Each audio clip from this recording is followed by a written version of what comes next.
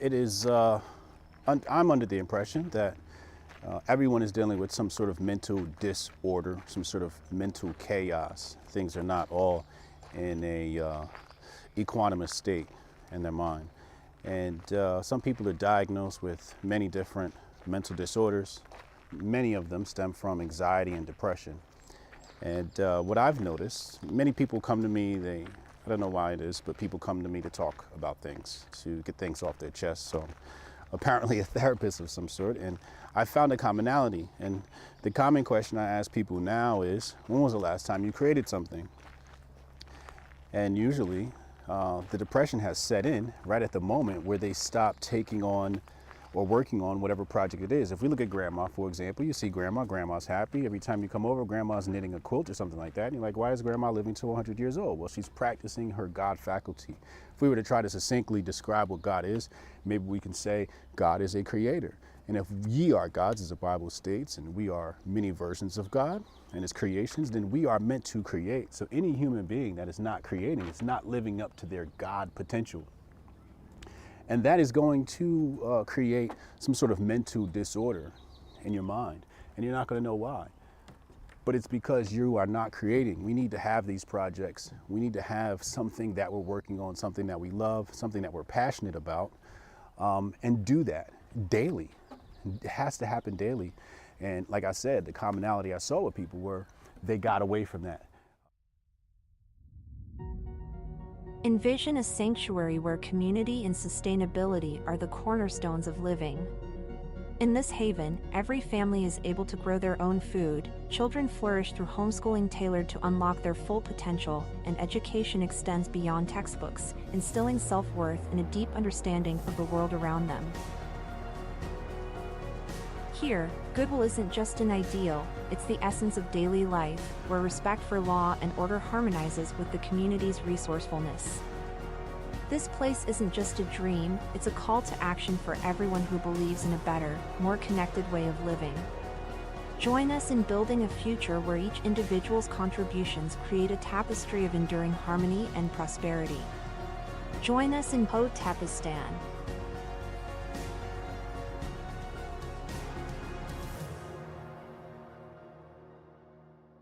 2, 1, boom.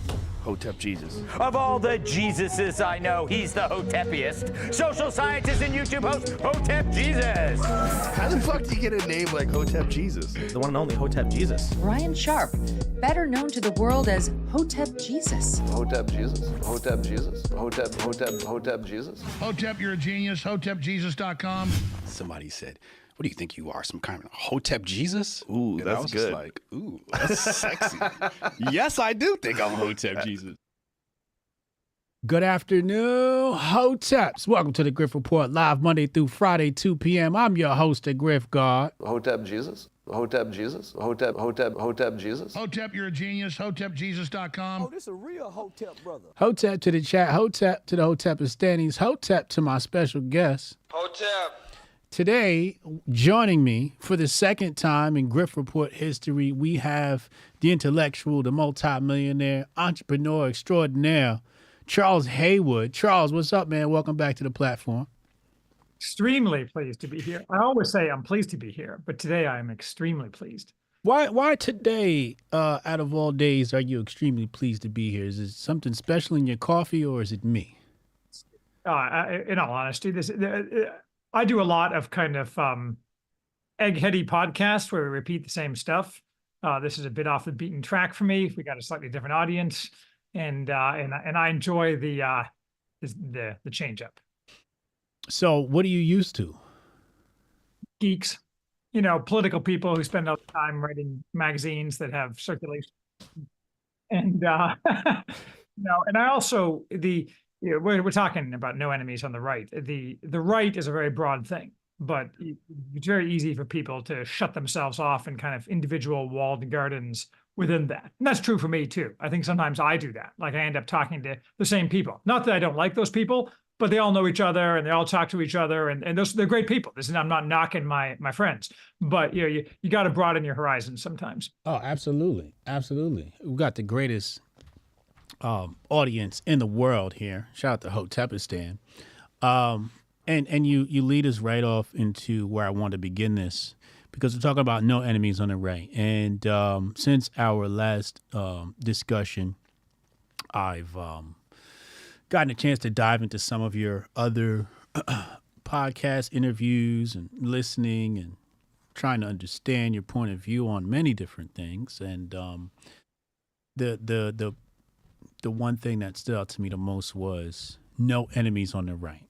And the reason why this stood out to me most is because at one point, I think I would have agreed with you. I was definitely like 2016, 2017, 2018. I'm like, yo, don't criticize anybody on the right. Let's stick to taking out the left, right? And now I'm starting to question that because the right has taken a different form. But before we dive into all of that, how do you know if somebody is quote unquote the right? Like, how do you know? Were there telltale signs? Because they can't be self-described. It's the forehead tattoos they all have. No, I define the right negatively. That is, by exclusion. When you're not on the left, you're on the right, which gives you a lot of breadth on the right. And the left, I can define very precisely. Basically, I can add meat to these bones. So basically, the left is the philosophy of the Enlightenment, built around unlimited emancipation and total forced egalitarianism, with the assumption of the malleability of human beings in the aim of building a utopia here on Earth. So that's what the left is. And so all varieties of leftism fall within that umbrella. And people who are not that, which generally speaking, but is not always, people who are more reality-based, that is less focused on creating this utopia based on some abstract ideology, are right. And that's a very broad group, right? You could have, I mean, just speak within the religious confines, you could have the Druids and the fundamentalist Christians, and those would both be not left and therefore right in this context. Because why that's important, and you kind of touched on this already, because my major goal, really the only goal that matters prior to other goals down the road, is defeating the left. And in order to defeat the left, you have to define the left and then work together with people who are not left. So that's my concern, especially with conservatives or the right wing. It's like they're being described as not left. And that's the flaw I see, because if everything is contingent upon the left, then what are you? And then how do you even begin to delineate between what's right and what's wrong for the right if you don't have, I guess, some sort of compass to follow? Well, that's a perfectly valid question, but I think it's a secondary question, or rather one that's future in time. It's like that old little skit in The Simpsons where Homer chugs a quart of vodka and a quart of mayonnaise, and Marge is like, stop doing that. He's like, that's a problem for future Homer. So in the same way, those kind of problems of what the right will do, what kind of government there will be, how society will be run, are definite problems, because there's many elements of the right, for example, that I would not want to have society organized around their set of beliefs, for example. Nonetheless, that's downstream of defeating the left, because the left is currently ascendant and is ruining all of mankind, or at least all of the West. And therefore stopping that and allowing the right to take over, and then the right at that point, frankly, has to start arguing among themselves. I mean, that doesn't, it doesn't imply that there's going to be some kind of permanent unity on the right once the left is defeated. The fact is that that's not the way politics or human nature works. And that doesn't mean that you can't discuss now on the right internally, like, what do I believe? What should society be like? Those things should merely be done in a way that doesn't benefit the left. It doesn't mean that the right can't internally and privately disagree, or even semi-publicly, and work out what it is we believe, us collectively or us as individual groups or what have you. It just means that the primary goal now is defeating the left. And in order to make that possible, you don't want to treat anyone on the right as an enemy. Well, there's so much to unpack there, right? Because I don't, there's a lot out here I don't understand, right? For example, defeating the left, right? it to me, what it is it creates a scenario where snakes get to hide in the grass, to where the bar is lowered for acceptance into the ranks among the right, to where as long as you're anti-left, you're accepted. Yeah, even if you don't have, even if it's just like, self-motivated means, like just like straight up grifting. Let's just call a spade a spade. It's just like grifting. Like, I'm anti-left. These people defect from the left. Then they come to the so-called right and go, I'm anti-right. But they bring with them still their leftist way of doing things. So I just don't get how you could, galvanize. And it's also like, it's also part of the grifter's playbook, where you can organize an army against an enemy very easily just by pointing out the enemy. But what comes of that, really? Like what do you exactly, is that a strong army to say, hey, it's just against the left? Like it seems like that would be like a ragtag army of combined mercenaries from various groups, whereas fighting for the honor of something would yield better results. You have to have a balance between having a group that's very small but very pure and very cohesive, and a group, as you say, that's like a ragtag group of mercenaries. And I think you point out what is really a bigger problem than kind of unacceptable beliefs, which is grifting. That is, there an enormous amount. I've been around the right, broadly speaking, for say 35 years. And the amount of grifting I've seen in that, like the left, much less focused on lining their pockets and much more focused on achieving individual meaning through political success. I probably more than 50% of the people I've interacted with over the past 3 decades are more interested in their pocketbooks than in actual success. So that's a huge problem. But that doesn't mean that you have to attack those people. That is, the point of no enemies means that you shouldn't spend your time beating up on these people, but it doesn't mean you have to associate with them. If you identify someone as counterproductive, self-interested, having other problems, whether those are being stupid, having personal characteristics that are debilitating, having a disordered personal life that proposes risks because they're always banging other people's wives or something, whatever, you don't have to, you just don't associate with those people. But the point of not attacking them is that when you attack people, the left benefits from that. And I understand that in the extreme, it may be necessary to disown people publicly. But I would say never for political reasons, only for mechanical reasons, like grifting or they're criminals or something like that. So beyond that, though, the balance is always good. Like the balance of forces. You're the general. You're figuring out what the best way to defeat the left is. That doesn't mean you have to take every schmo who comes along. Analogizing it to the real world, if some 350-pound fatty comes along with asthma, you're not going to be like, hey, it's my new special forces team, right? I mean, there's not. And so in the same way, you have to be prudential when you're setting up your armies, metaphorically speaking, on the right. And that doesn't mean, that means that you can exclude people from your armies for one tactical reason or another. Yeah, but it just seems like the right has no real generals. It has not even lieutenants. Like, if you were to name the top 3 people you would make generals of your army on the right, like, who would you pick? Current politicians, I would pick J.D. Vance and Blake Masters, probably.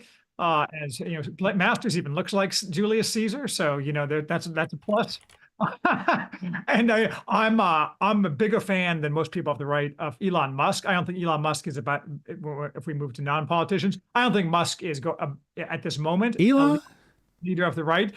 My prediction is that Musk will become much more rightist and will attempt to destroy the regime because he realizes that he can't achieve his life goals without destroying the regime, and the regime will attempt to destroy him. So if I was a predicting guy, I would predict Elon as a right-wing general. I understand that's a minority. What? Yes, it's true. Yeah. It can happen. Elon, to me, is control opposition. No. I think there's an element of that. And historically, that was probably true to a certain degree. But you can see the worm turning. It doesn't matter whether the worm's turning. My point is that the guy, he's on the spectrum, basically. He has certain very specific goals. And he has come or is coming to realize those goals are impossible without completely destroying the existing regime. which necessarily means placing himself in its place. That's just the way it is. That's my prediction. I can't prove that. I understand that's a outrighter position, but it's going to happen. I'll bet you money. Oh, all right. So Elon, Mr. Autonomous Vehicles, Mr. Satellites in Space, Mr. Brain Chip. Like this is the guy we trusted, like the guy that's literally creating Skynet from Terminator is the guy that we're saying is going to be the general, one of the generals for the right. Trust has nothing to do with it. You go to war with the leaders you have. And first of all, Neuralink is never going to happen. Autonomous cars, as I've been saying for years, are never going to happen either. These things are all pipe dreams. Musk's major, I understand that, you know, there's a con man element about Musk and has been for a long time. But the fact is that the things that really matter to Musk, the number one thing that matters to Musk is his goal of getting to Mars. And you can argue about whether that's a stupid goal or it's even possible, but the fact is he's obsessed with it. And he's built things like SpaceX for that reason. And he will be prevented from doing that unless he destroys the regime. That's just the way it's going to be. The Neuralink and things like that are sideshows. I understand that, like, if you could have that happen, that would be bad. And I agree with that, but it's not going to happen. I've been hearing for decades how these biological cyborg type advances are just around the corner and they never show up. It's like the Apple Vision Pro. It's all BS. You know, the Apple Vision Pro is a useless waste of time. What really matters is these things that are physical, rockets, Mars, you know, maybe the Boring Company. I don't know. But, you know, these other things, autonomous cars, never going to happen. Strong AI, never going to happen. Total distraction and a waste of time. Why do you think autonomous cars are never going to happen? Well, because I've been told for years that they're coming within 6 months and they never arrive. And if anything, they're going backwards. The fact is that it's become quite evident that that autonomous cars are the kind of thing where so-called artificial intelligence simply can't push past the final 5% or so that humans can accomplish very easily. Like looking left and right at an intersection, you know, several hundred yards either way, and analyzing all the data in that. It just simply, it's too much for so-called artificial intelligence, no matter how great the computing power. I mean, I don't know that expert in it, but it seems obvious. Well, if all the vehicles on the road are autonomous and they're linked to a centralized system, then predicting a crash would be much easier than a human would. That's not autonomous. That's like saying we could have autonomous cars if we embedded sensors in every road. And I mean, sure. I mean, if you networked all the cars, but that's not autonomous. That's just networked cars. I mean, you can do that in The Sims in 2002. I mean, that's just not an advancement. It's a way of changing your entire transportation network to a totally different model, which might work. It's not autonomous cars. How is that not autonomous? Because they're not making decisions that are taking place in the real world. The definition of autonomous is I, non-human thing, am operating in the real world in a way that does not require human control. What you're describing is merely a way for machines to communicate with each other under human direction with rules set by humans, very specific rules, in order to avoid hitting each other and to maximize their efficiency and what have you. I mean, what would you call that? Let's say network driving. Yeah, I mean, but people in 1950 were imagining network driving. I mean, you know, it's not a new concept, but you couldn't do that because it'd be unbelievably expensive to replace all of the cars. I mean, again, you know, New World Order, if we make everyone get rid of their personal vehicles, so we only have like government issued taxis, sure, maybe, but I don't see that happening. But yes, you could do that. It's not autonomous cars.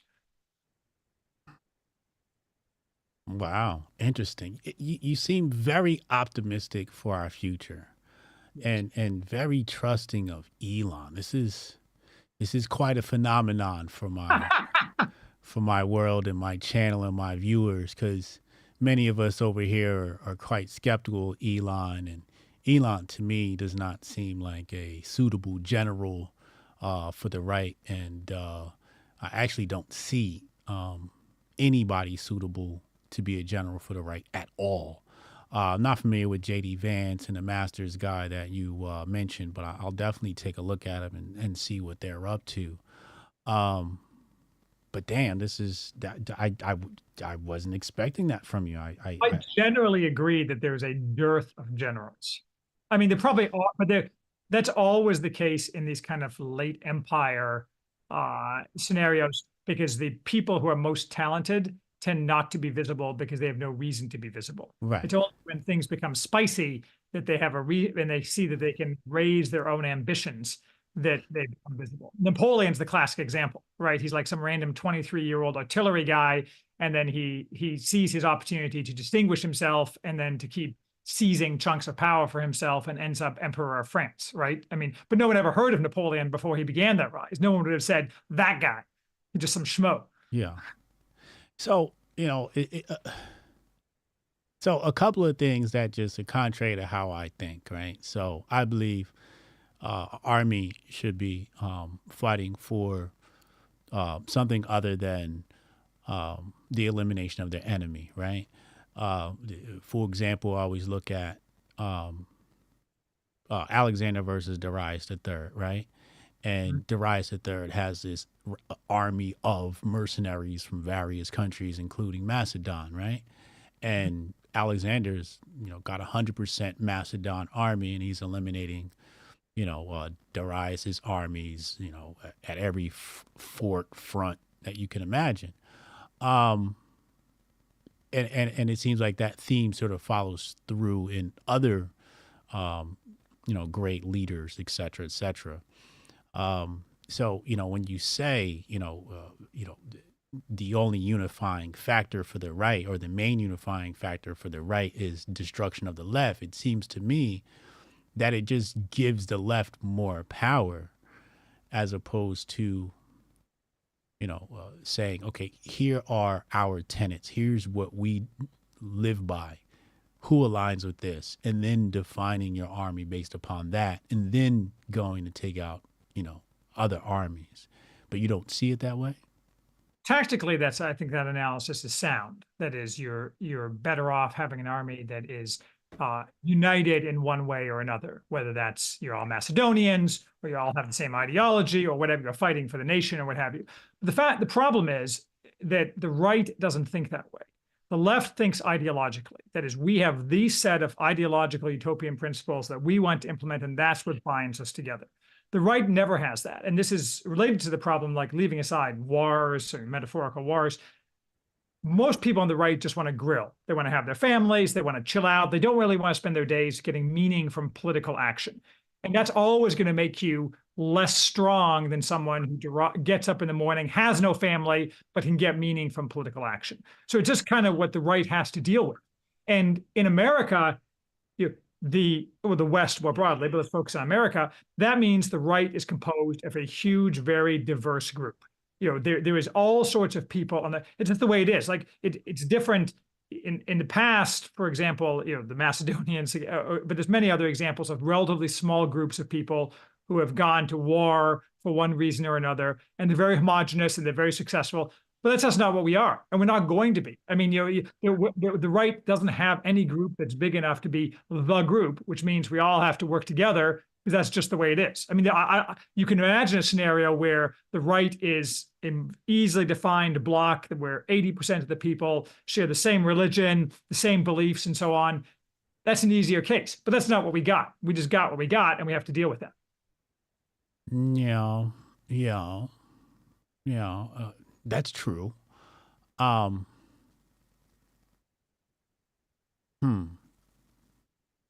So when I first started taking a look at this thing called the right, like you said, you got 25 years over me in this thing. I've only been in this maybe 5 or 6 or something like that. 2016, 2015, where I discovered what this thing called the right was.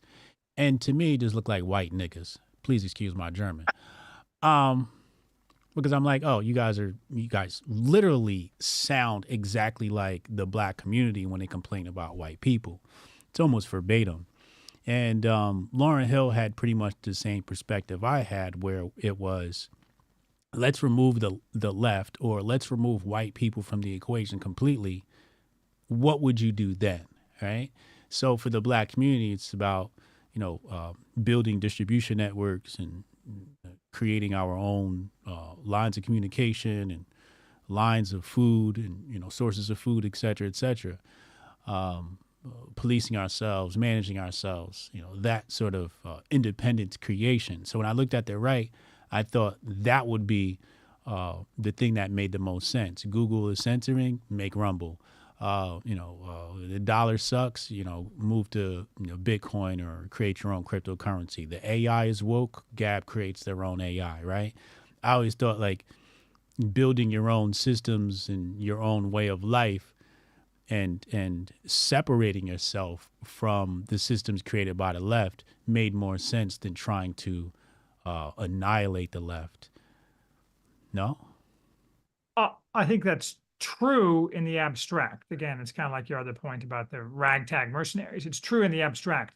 But the problem is that twofold, that the extent you develop a parallel society, as the left gains ever more power, they'll exert ever more power off that power to destroy these parallel societies if they are in any way truly successful. I mean, if they're marginal, they're not going to, but they're ultimately going to destroy those societies. So simply building a parallel society isn't going to work. At the same time, the goal of the right isn't to attack and destroy the left per se. I mean, again, we keep talking about metaphorical wars. That's not what we're talking about here. We're talking about a group of people who should be taking those actions to be coherent and should be attempting to defeat the left, but largely the left will ultimately be self-defeating. I mean, I'm always talking about regime fragility, but the left being fundamentally anti-reality will eventually reach the end of the road. And then the ideology will be discredited. And then the question will be, how unpleasant a process will that transition be? But building up alternative networks isn't a way, like Gab or whatever, isn't a way for people to wake up one day and say, now we're going to attack and replace the left's equivalent. We should be doing those things, but of themselves, if they're too successful, they'll be attacked. Their primary goal, their primary role is to act as the, substructure or infrastructure or whatever, there's a word I'm looking for, but for when the new society needs to be created. That is, when the left-run society fails, these groups will be able to step into the breach. But again, if in the interim we spend all our time attacking each other, and that just helps the left maintain their power, and it helps and prevents us from building these necessary structures. I looked at attacking enemies on the right more as a purification and a distillation, getting rid of the bad actors so that the strong and best actors and generals could rise to the top and be seen, as opposed to saying, oh, this will make the left stronger, right? I think this is more about making the right strong by saying, here are the proper individuals to follow, here are our generals, here's what they're saying, should be the proper way to move forward. And moving like that. Well, internally, I think there's certainly a role for again, excluding people or recommending that people follow one person rather than another. But you have to remember that the left sets in the public mind, which is the vast majority of people, what is acceptable, who is a bad actor.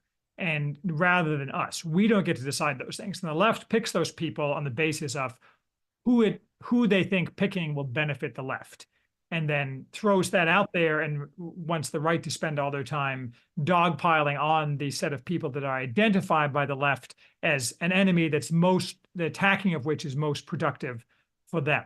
And if, let's say the left defines people X as the people who are the bad actors. The right says, you're right. We're going to make sure those people are excluded from a polite society, both on the right and the left. When that accomplished, the left will merely identify a new set of people. Now you have to destroy these people. And then it's a never-ending... But why do we have to destroy the people that the left? Because the people that the left says are bad actors, I don't even think about. I'm thinking about, other people that exist on the right that need course correction. You're probably more of an independent thinker than most people. Most people will ultimately take their direction from what the media narrative says are the bad actors. It's like a couple of days ago, there were these guys in Nashville running around carrying swastika flags or whatever. I don't know anything about those people, right. Probably fake. Who knows? But that's an attempt of a media narrative to say, instead of talking about the left today, we need everyone to say how terrible it is that people with Nazi flags are running around Nashville. So, I mean, and yes, you may say, well, this is bullshit. I don't have time for this. We're going to talk about what I want to talk about. but you're not the average person. The average person is like, I want to show that I'm a good person. You know, I must spend the day talking about Nazis in Nashville. Hey, it kind of rhymes, it alliterates. You know? So most people do in fact let the left determine for them who are the enemies they need to attack, even on the right. But I don't see that though. It seems like there's more of a shift to independent forms of media, right? Like you see, Rumble streamers are getting way more views than the mainstream left. And that's just on Rumble, right? And they're getting more views than the people on YouTube and the news channels. Joe Rogan, for example, he's #1 in the world, right? And he definitely doesn't represent leftist ideologies. So it seems to me that people are not choosing what the left is giving them, and they're looking for more independent media. I think it's moving in that direction. I mean, Rogan got what, $250 million on his latest re-up or something? I mean, real money last I checked. But I think we're far from getting there. I think there's a lot more independent voices than there used to be, and they're listened to a lot more. But I think the vast majority of people are still in that kind of, not to overuse the analogy, that kind of matrix where, it's like I occasionally use the Edge browser. Because when I'm doing something that I use Brave normally, but I use Edge if I have some reason to go to a different browser. And it always comes up with I guess it's MSN's homepage. The combination of far left and low IQ messaging that comes up with the different news articles and stuff, it always astounds me. I have to go wash my face out with bleach afterwards. And so most people are just bathed in that stuff, and they're not going to Rumble. Yes, more people are, and more people listen to Rogan and so on, and that's great. But we got a long way to go. And so most of the time, the left is defining the narrative, even for people on the right, even for. But yeah, it seems like the right just wakes up and waits for the left to act, right? So I define the left as the actionary movement and the right as the reactionary movement. It seems like everybody just wakes up in the morning and goes, what did the left do today? Right? When you could have woken up and said, study your Bible verses. Here are 10 tips to homeschooling, and here are your gun lessons for the day, and completely ignoring what the left is and sort of driving home what it is that you believe in. I find it to follow behind the left. It seems like the left is pulling the strings on everybody because we're always reacting to it. Even the attacks, right? Even the attacks from the left. It to me, they're impotent, right? Like the left has, laid out attacks on me, and it seems like the only time that those attacks are potent are when you actually acknowledge them. The left is a huge joke, and they really are pulling at strings to try and attack some of us. But it seems like every time they do something, we feed it. We feed that beast. Well, it's funny you should say that. There's some Antifa, literal Antifa guy in Portland who's a stringer for the Guardian Online, which is a far left-wing British newspaper, which has an online American presence. And he keeps writing articles about me, which is fine. I don't care because the guy just, whatever, I ignore them. But the weird thing is that I get no extra traffic when he writes articles. Literally nobody cares. I think 3 people are reading it. So I could go out there and say, you're a low IQ Antifa tool, which is true, but it just be it's reacting to his kind of dumbass articles. So, right. But I do think that you see, even though Twitter has certainly improved, you see the dynamic that you outline a lot on X, that people on the right respond every morning to whatever it is that they see the left outrage as. So I've been trying to get more and more off Twitter, but I'm very careful, for example, to stay off the news early in the morning. I get up and the first thing I do is I do my prayers, right? Because if you get on Twitter first thing, or even on the news first thing, your mind is shot, right? You need to be focusing on, yes, it's true that we have to fight the left and that's an eternal battle and so on, but there's other things that we on the right just do a bad job of focusing on. And I think you're right. That is to a large extent dictated by the left's desire to sap our energies or something. Yeah. I think that the left only has control over the boomer generation and university level. Outside of that, I don't think they have much control at all. And I think, what are let's try and delineate Americans, right? So you have the white community, right? And the white community is going to be split into two different groups, three different groups: upper class, lower class, middle class, right? And we can do this across all the different races, right? But if we just look at like the middle class, for example, now you're split based upon, I guess, left and right, so to speak, right? Am I doing this right? Like, is this?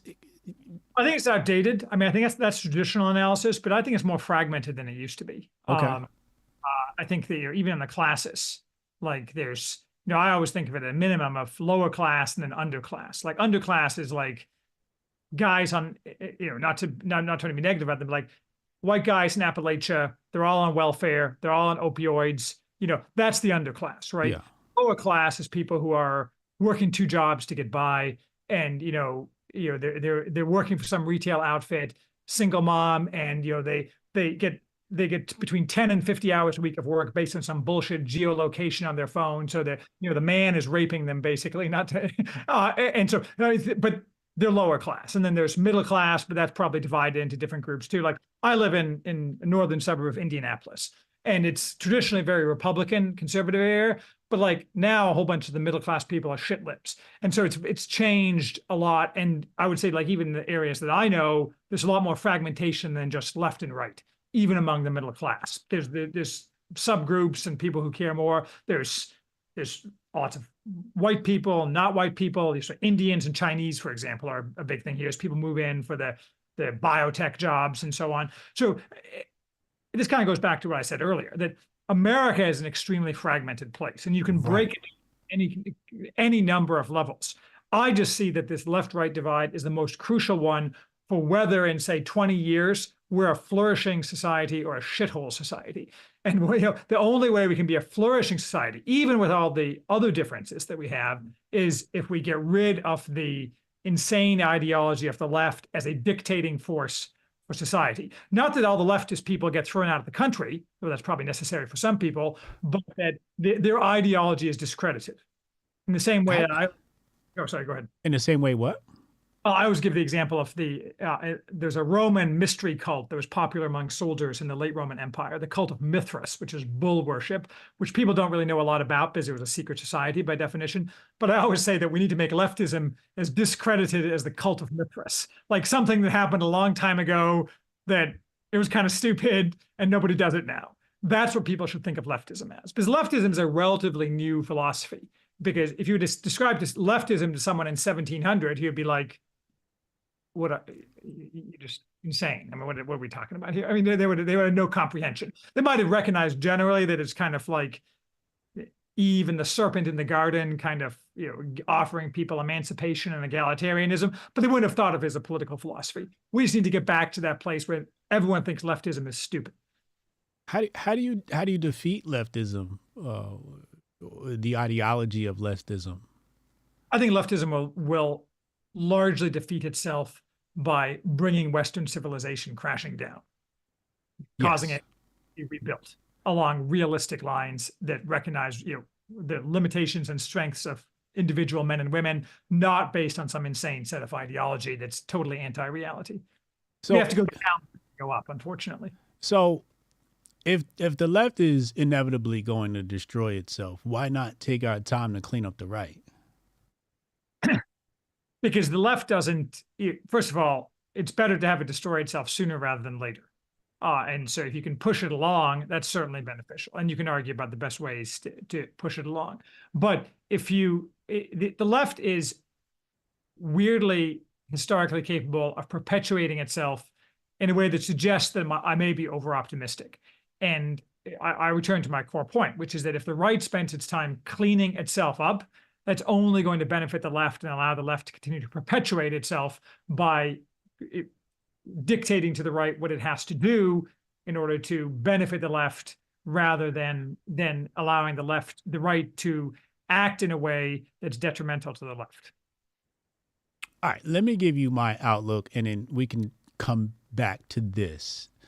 So the reason why our society looks the way it does is not exactly because of leftism. My idea is that it has to do with the fact that everybody's just living too good. The standard of living is just way too high in America. It's just way too easy. You don't find transgenderism, you know, in some backward country. People are too busy trying to figure out how to live, right? So it seems like something that comes out of a society where there's not much shaming done in the culture. We completely removed the concept of shaming and demonize shaming, and it's just too easy to survive. And it seems like what we're moving to is even more convenience. AI, the cars, the Apple goggles, and what we're going to head towards is a more of a virtual reality society where people will live inside the metaverse, will work inside the metaverse, and not much associate with anything outside of the metaverse. And the greatest example of that is our love and fascination for the smartphones, which are pretty much the first level of the metaverse, to where people live in these devices more than they live in the real world. I mean, when we were kids, we went outside. Today, you'd be hard pressed to find kids outside riding their bikes, whereas back in the day it was always you would see some kids riding their bikes. So we've already reached the first level of metaverse. This next level is when, you know, you have the goggles, and then after the goggles is the brain chip, right? Elon's brain chip. And the society therefore does not degrade to the point where people will revolt. In fact, all revolts will be controlled opposition for the purpose of increasing state control through, you know, legislation, because somebody did something wrong. So, you know, we have to legislate against this. We saw Nazis showed up in Nashville, so we have to pass a new law, right? All these sorts of situations. And the left technically does not exist. Really what it is it's a combination of the left and the right, to where the left sort of carries out the duties, and the right feeds it with their energy. And at the top of it all is the control structure, or I like to call the control design, the control designers. And really what they're trying to do is just move us to a place where we're just batteries, like you would see in the Matrix. You don't see that playing out. No, I think elements of that are definitely true. That is, the wealth and ease is a huge problem, but it's not so much tied to leftism. That's been a problem throughout history with successful civilizations. Right. Wealth and ease followed by feminization, and feminization is a huge problem for societies, and technology makes it worse because technology gives more ease and comfort, and that's inherently feminine coded. That is, men don't seek a society that is organized around ease and comfort is inherently feminized, which is extremely destructive to a civilization. So I think the left is an add-on to that problem. That is, you can have a society that has real problems that has no leftists in it, because there's been plenty of societies like that before. And that's a huge problem. And Venice is another example. Like later Venice, as they were very successful, got very rich, went downhill. I mean, this is the Greeks were writing about this cycle, the anacyclosis, the cycle of regimes, which is more of a political organization thing, but it's definitely tied to the wealth and the things that brings along, and the loss of virtue fundamentally. So, but I don't think where park companies, I reject entirely the concept of designers. I think all of this I don't think there's people pulling the strings. I don't think the metaverse is coming. I think that if you tried to have like a Ready Player One metaverse kind of thing where everyone was living in VR, society would just immediately fall off a cliff. I don't think you can run a society for more than like 3 weeks that way. I just don't think, I think it's so anti-human and unnatural that society would just collapse of its own accord, in the sense that food would stop moving, people would start doing insane things like overt rebellion and what have you. Nor do I think there's a bunch of people who are pulling the strings, that is, designing these set of things in an attempt to reach some kind of overarching political goal. I think the left's actions are coherent, but they're all emergent properties coming out of common ideology and roughly common goals. No more than that.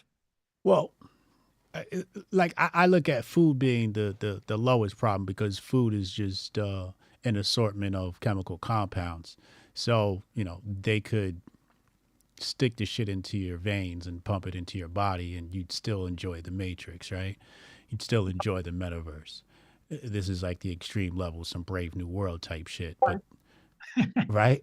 that is a possibility. Pumping sugars into people's veins. Where does the sugar come from? I mean, the sugar comes from plants that are grown and have to be processed and controlled. And you're right, you can do that industrially, and they could control that and so on. But I think that's harder than people think. To control people, control society at that level requires an amount of discipline and competence that is simply lacking among the people who are in charge today. Well, maybe, yeah. I guess I can see your point with that. Although I just see a lot of that stuff being handled by machines, and that would make things a lot easier. Mass industrial plants where they have hydroponics or indoor plant, that stuff is probably really easy to manage. I've run a factory, and if I used to describe business in general, but running a manufacturing business in general as dealing with a constant rolling series of little disasters. I think people understate how easy it is to run an advanced, interlocking, complex industrial society. And it's even harder if you're trying to control the populace in the way you described. I don't dispute that right now they're doing an excellent job of controlling people. Weed, porn, free money. It's a problem. I'm not saying it's not. I just don't think it can be taken any farther than it already has been, basically. Really? I think you're going to get diminishing returns and then negative returns to the regime's attempt to impose this thing on people. But that goes back to what you said earlier. I'm the optimist, right? So I can prove any of this. I mean, maybe Elon really will turn out to be what's the villain from Transformers? Who's the guy? Who's Megatron. Yeah, Megatron, whatever. So maybe he'll turn out to be Megatron, and it'll be terrible for all of us. So I could be wrong. Yeah, I mean, I think a part of it is do you believe in a population control agenda? Yes, in the sense that yes, I mean, but I think that we're doing that to ourselves without them having to do it. That is, the population drop has, and I've written on this a couple of times, but the population drop in the West long predates the kind of modern direct attempts to reduce the population. And I think most of the West, and really the whole world, and I agree with Elon on this, I was saying it before Elon, just for the record, that the biggest problem we face is underpopulation, not overpopulation. Nonetheless, I agree that they want to reduce population, but I think that's happening without them doing much directly, simply as people choose to have fewer children, and that's extremely bad for Western society. Well, I think they push it out in two ways. One of them is feminism, and the other one is through the rainbow agenda, where absolutely you push more people to be homosexual, and therefore they don't procreate, and then you get, I think it's secondary simply to people. Well, it's definitely true. It's secondary to people, autonomic individualism. I want to lead my life to the fullest, and children crimp that. And so I can't have the life of ease and pleasure and freedom that I want if I have children. I think it's no more, and I don't really believe in the future, right? You see all these men getting vasectomies. Oh, global warming. I don't believe in the future.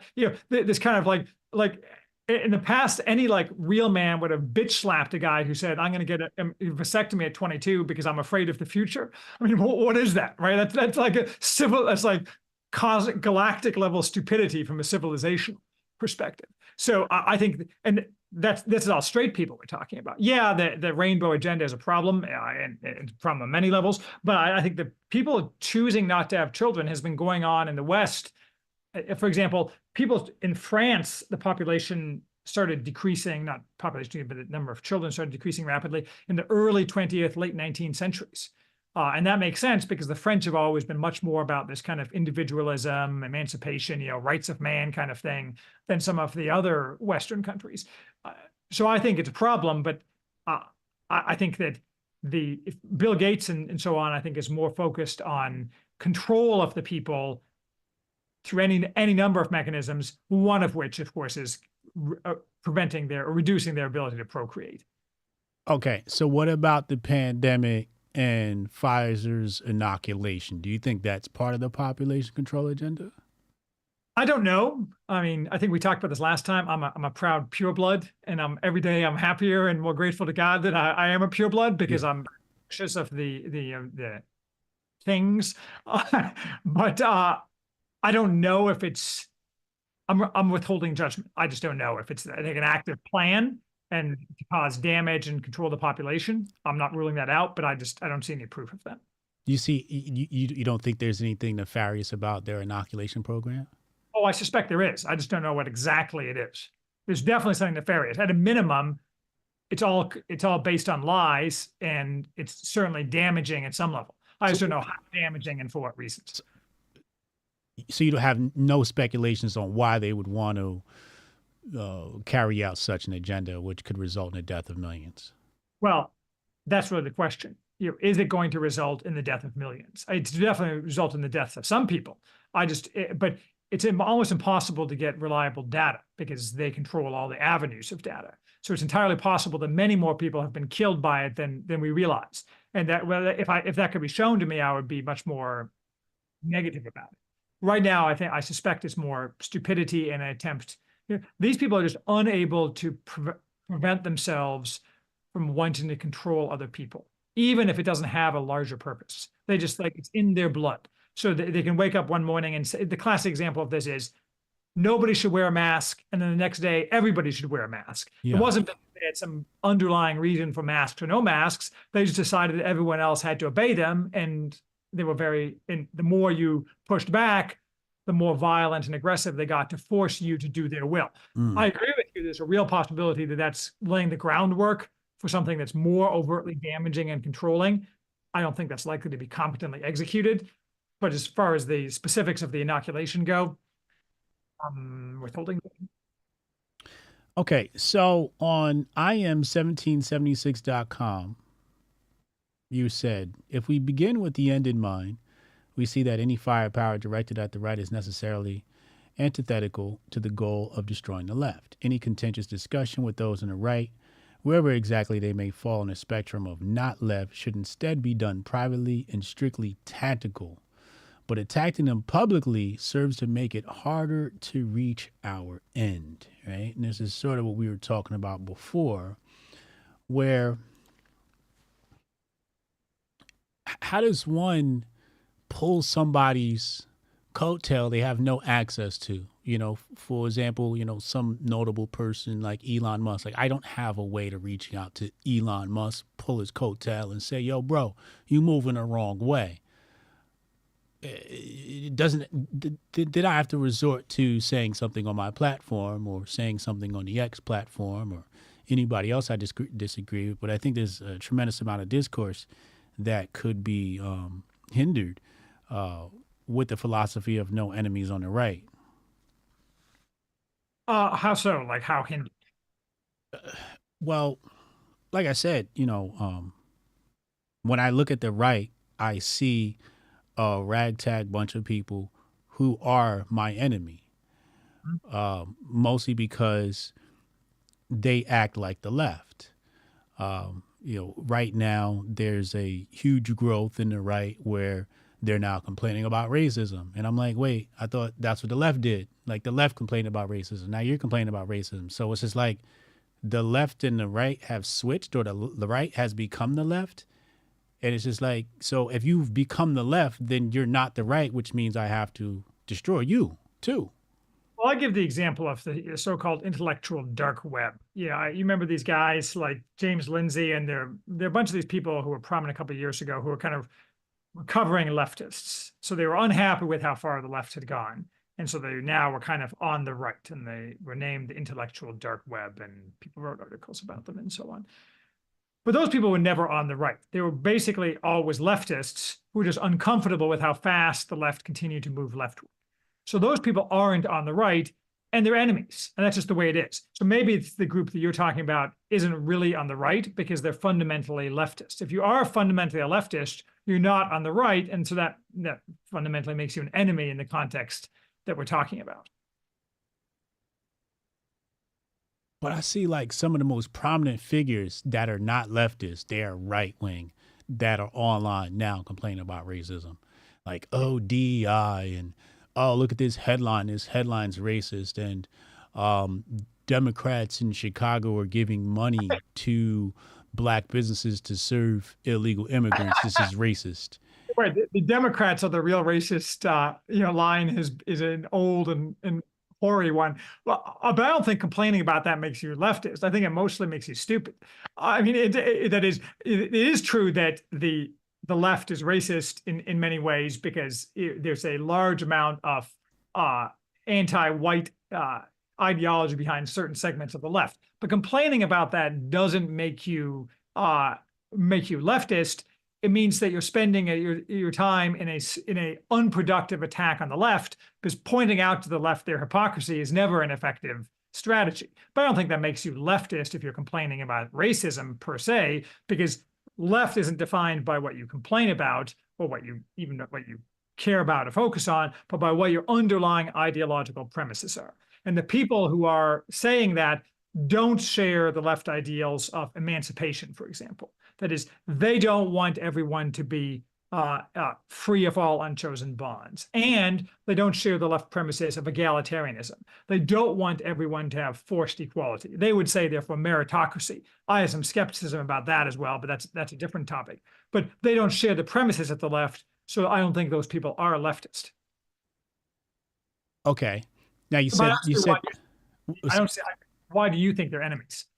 Because they're not productive, and they're, like you said, they're stupid, right? So just like if I look on the right wing and I see a whole bunch of people that are unproductive, therefore you are waste, you are fodder, you must be removed and dismissed like a malignant tumor. Because if you're not, why not just ignore them? Why not just ignore them? Well, that's my premise for the left. Why not just ignore them? Because they control everything, and they make your life worse. Like every day you wake up and you live in a leftist-run society. Yeah. These people who are on the right, who are useless and stupid, why spend the energy excising the tumor? If you never heard of those people again, if they never interacted in your timeline again, it would make your life would improve, but it wouldn't change your life in any material way. It would improve because you would be less irritated. But the left ruins your life every day in a myriad of material ways, because you are bathed in a leftist society that is run in ways that harm you and yours. And that's the difference. Yeah, but if those people on the right are feeding the left with their stupidity, like if the left says, hey, the right wing is racist, right? And then the right wing pops up and they actually do or appear racist, right? Like waiting till MLK Day to castigate MLK for his short association with the Communist Party. It's just like, wait, like you are like literally handing the left ammo. Well, but sure, I think that makes them. And perhaps a better example is people who are relatively small fragment of the right, but I don't think there's more than like 10, but like actual white supremacists. There are some people out there, right? And they're not left. They're right because they're not left. But I prefer them. Well, but I think that they're damaging in exactly the way you outline. But therefore, no, the white supremacists are much more pleasing than what I see on the timeline. Oh, maybe whatever this group is, just ignoring that is they're only benefiting the left to the extent that they're given attention, and the left uses them to advance their goals because they can give the attention because they control the narrative. But if we add to that, that's just helping the left. Just ignoring these people is the way to go. That's what the mute and the block buttons are for, right? So you just don't interact with these people. You have an audience, right?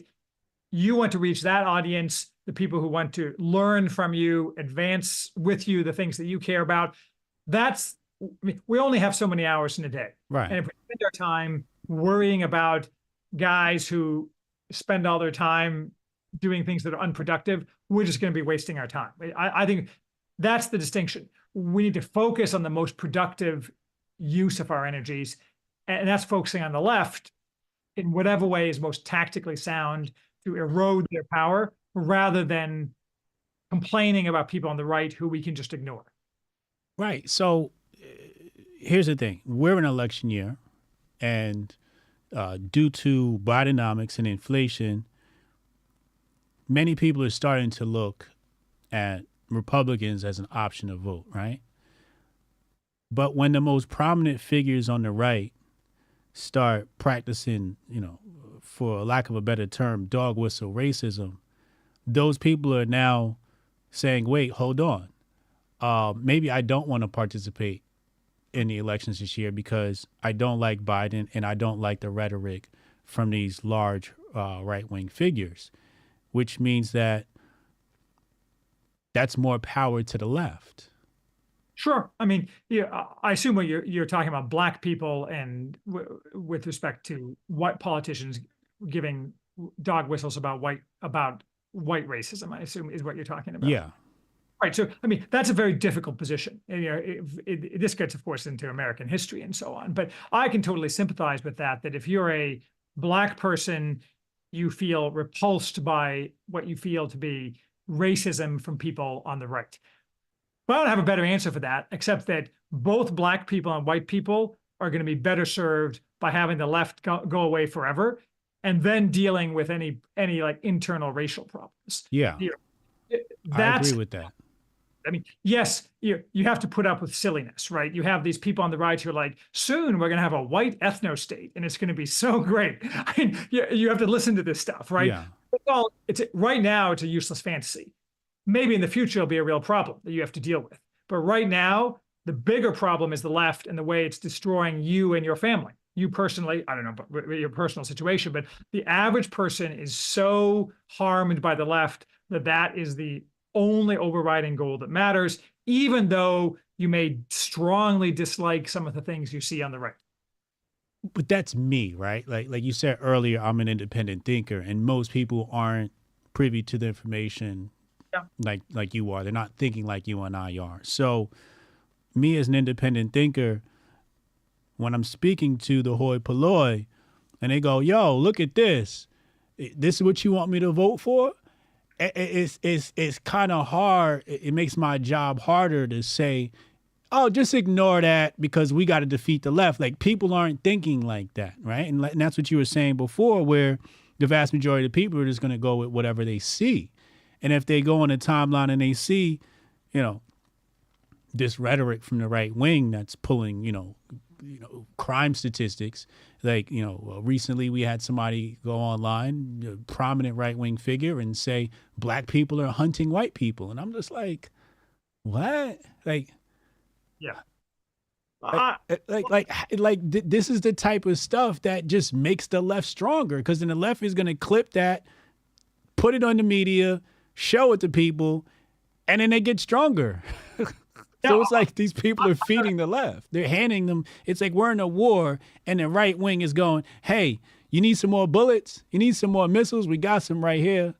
Spiral, right? Because the left controls the narrative. So anything that can be cast as white racism is amplified. And then some people respond by helping along on the right, by helping along and amplifying it further. Yeah. That's not good tactically. I don't really have a great answer to that, except that, you need to work harder to convince them.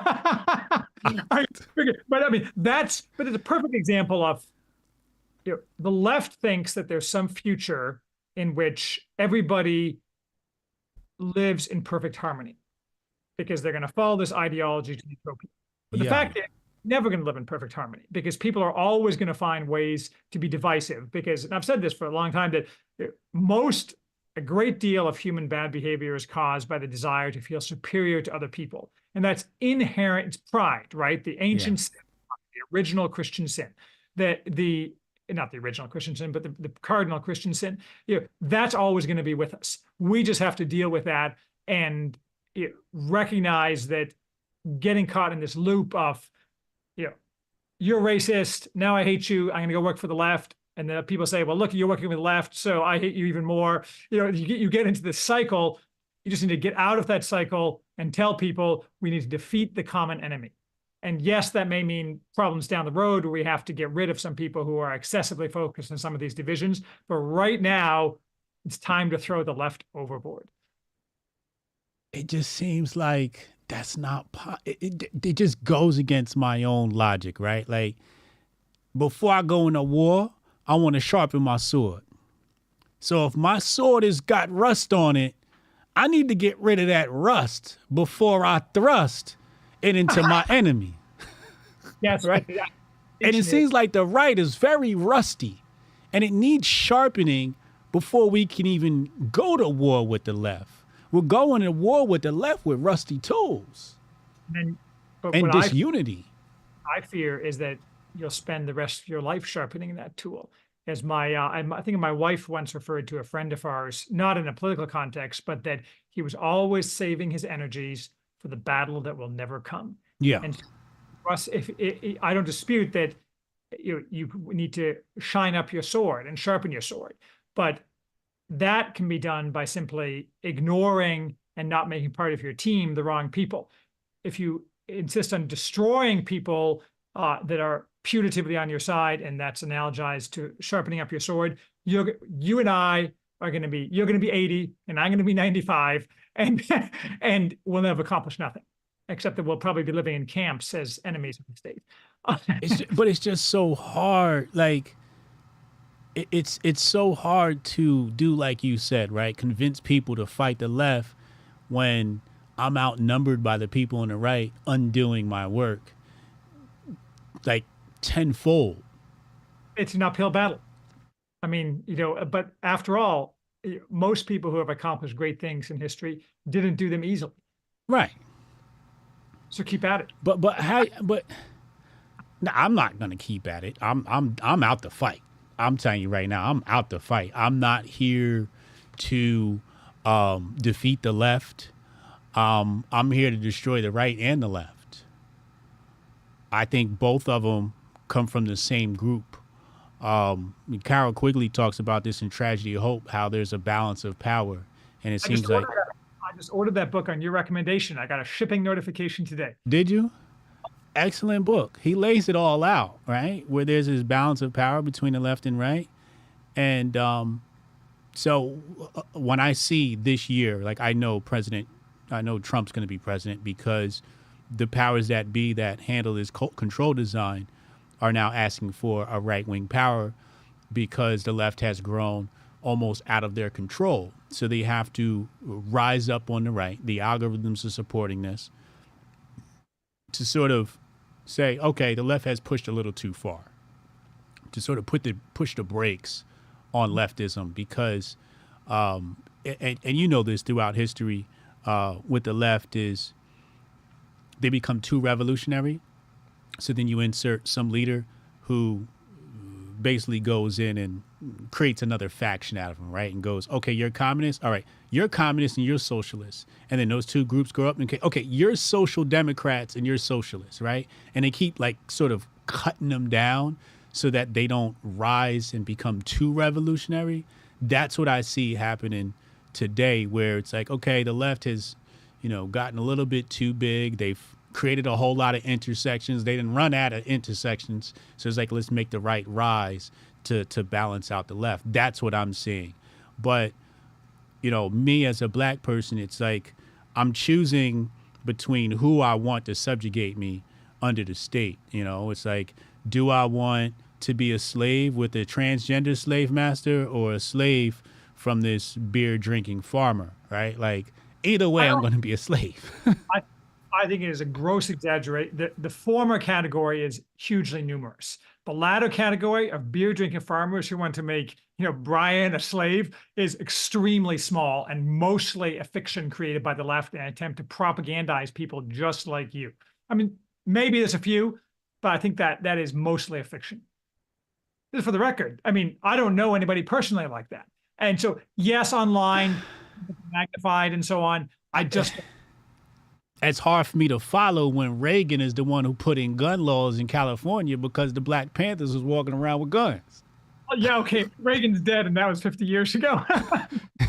It wasn't 50 years ago. This was in the 80s. This was less than 50 years ago.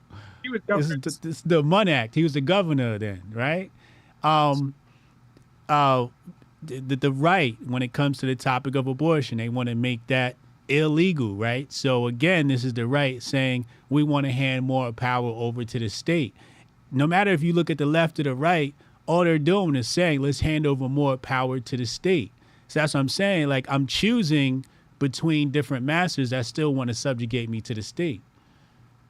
I can see that, but I mean, that's a slightly different or significantly different philosophical frame than mine, right? It's a libertarian frame. I mean, it's valid, but it's a different way of looking at it, certainly. Right. Yeah, that's how I look at it. I look at it like both of them are leading us to a place where the oligarchs who control the state are in control of our lives, who set, dangerous precedents in the Supreme Court by their own decisions, right? And instead of it being a free society like people, claim that they want, it's becoming more totalitarian and authoritarian. It's the worst combination, right? You have the totalitarianism, authoritarianism, and then you have total freedom to do stuff that people shouldn't really be encouraged to do. There's people are encouraged to engage in all sorts of bad behavior and not to engage in virtuous behavior. Yeah. And then totalitarian overlay. The answer is always the same, which is you should buy food and gold and guns. Exactly. That will help you out no matter what the future is. Yeah, this is true.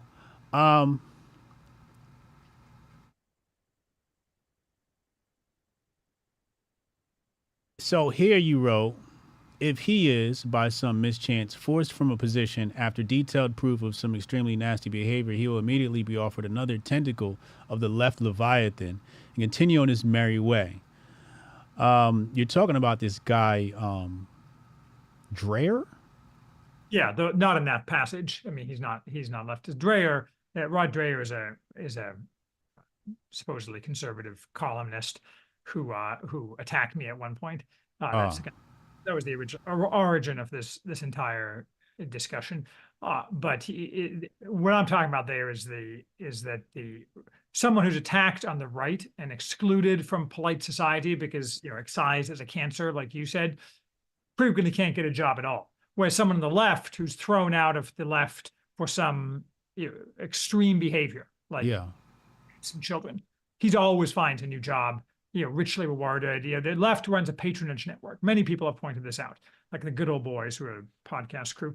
The patronage is a huge thing for the left. And so they're always able. So when you attack someone on the left, it's very hard to harm that person personally. But if you attack someone on the right, the personal effect on that person and his family tends to be much greater. That was the point I was making there. Dreher is a separate thing from that. It was just the original frame for the discussion. Okay, I got you. Man, I am so lost now. I thought I was going to come into this conversation with some clarity, and I'm more lost than ever. So I failed then. I'm a bad person. I apologize. You are a terrible person, Charles. You are. I have to talk again. Well, I wrote up a whole piece, another piece on my site about no enemies on the right, as well as that original I Am 1776 piece. Yeah. I don't know if you've read that one, but it kind of goes through more of my thoughts on it. Hey, I can come back and we can hash through it more in a couple months. Send me that link, and I want to go through it. Let me just sort of. I am so disheveled at this point because it just seems like there's so many contradictions here. We got to fight the left, but I think that's the main contradiction for me. It's like we have to destroy the left, but the left is going to kill itself, but we want to help that along. Right? Did I get that right? That's what you're saying. You want to help along the inevitable. Acceleration. What's that? An acceleration, which would lead to the destruction of our society before we can go down before we go up type situation, right? You will have to. But ignore the enemies on the right. That's so hard because it's like, how do I fight the left when the rights are fighting me too? I'm getting stabbed in the back while I'm trying to fight the left. There's no unification. I don't see how it's possible. To me, it just seems like you gotta. Harry Truman said, though I don't think it was original with him. I've seen this attributed to Calvin Coolidge too, that if you see 10 troubles rolling down the road toward you, 9 of them will have rolled in the ditch by the time they get to you. So I think by the same token, everybody agrees, we were talking about this, I think, before actually on the air, that, time is accelerating, all sorts of things are happening. Everyone predicts 2024 will have all sorts of happenings. I mean, maybe we're spending too much time overthinking this. What we have to do and what we have to react to will probably be revealed to us. So too much agonizing over what it is we should do in the abstract may be a mistake. I think you should have a philosophical frame, and yours and mine is different in some ways. I mean, yours seems to be more libertarian, but what we have to do, I think, will largely be, or what we have to react to will largely be dictated to us, because last I checked, you and I don't control history, unfortunately. Yeah, this is true. This is true. So we will see what happens. We can schedule, February 2025, and we'll see. We may look different, more gray hair.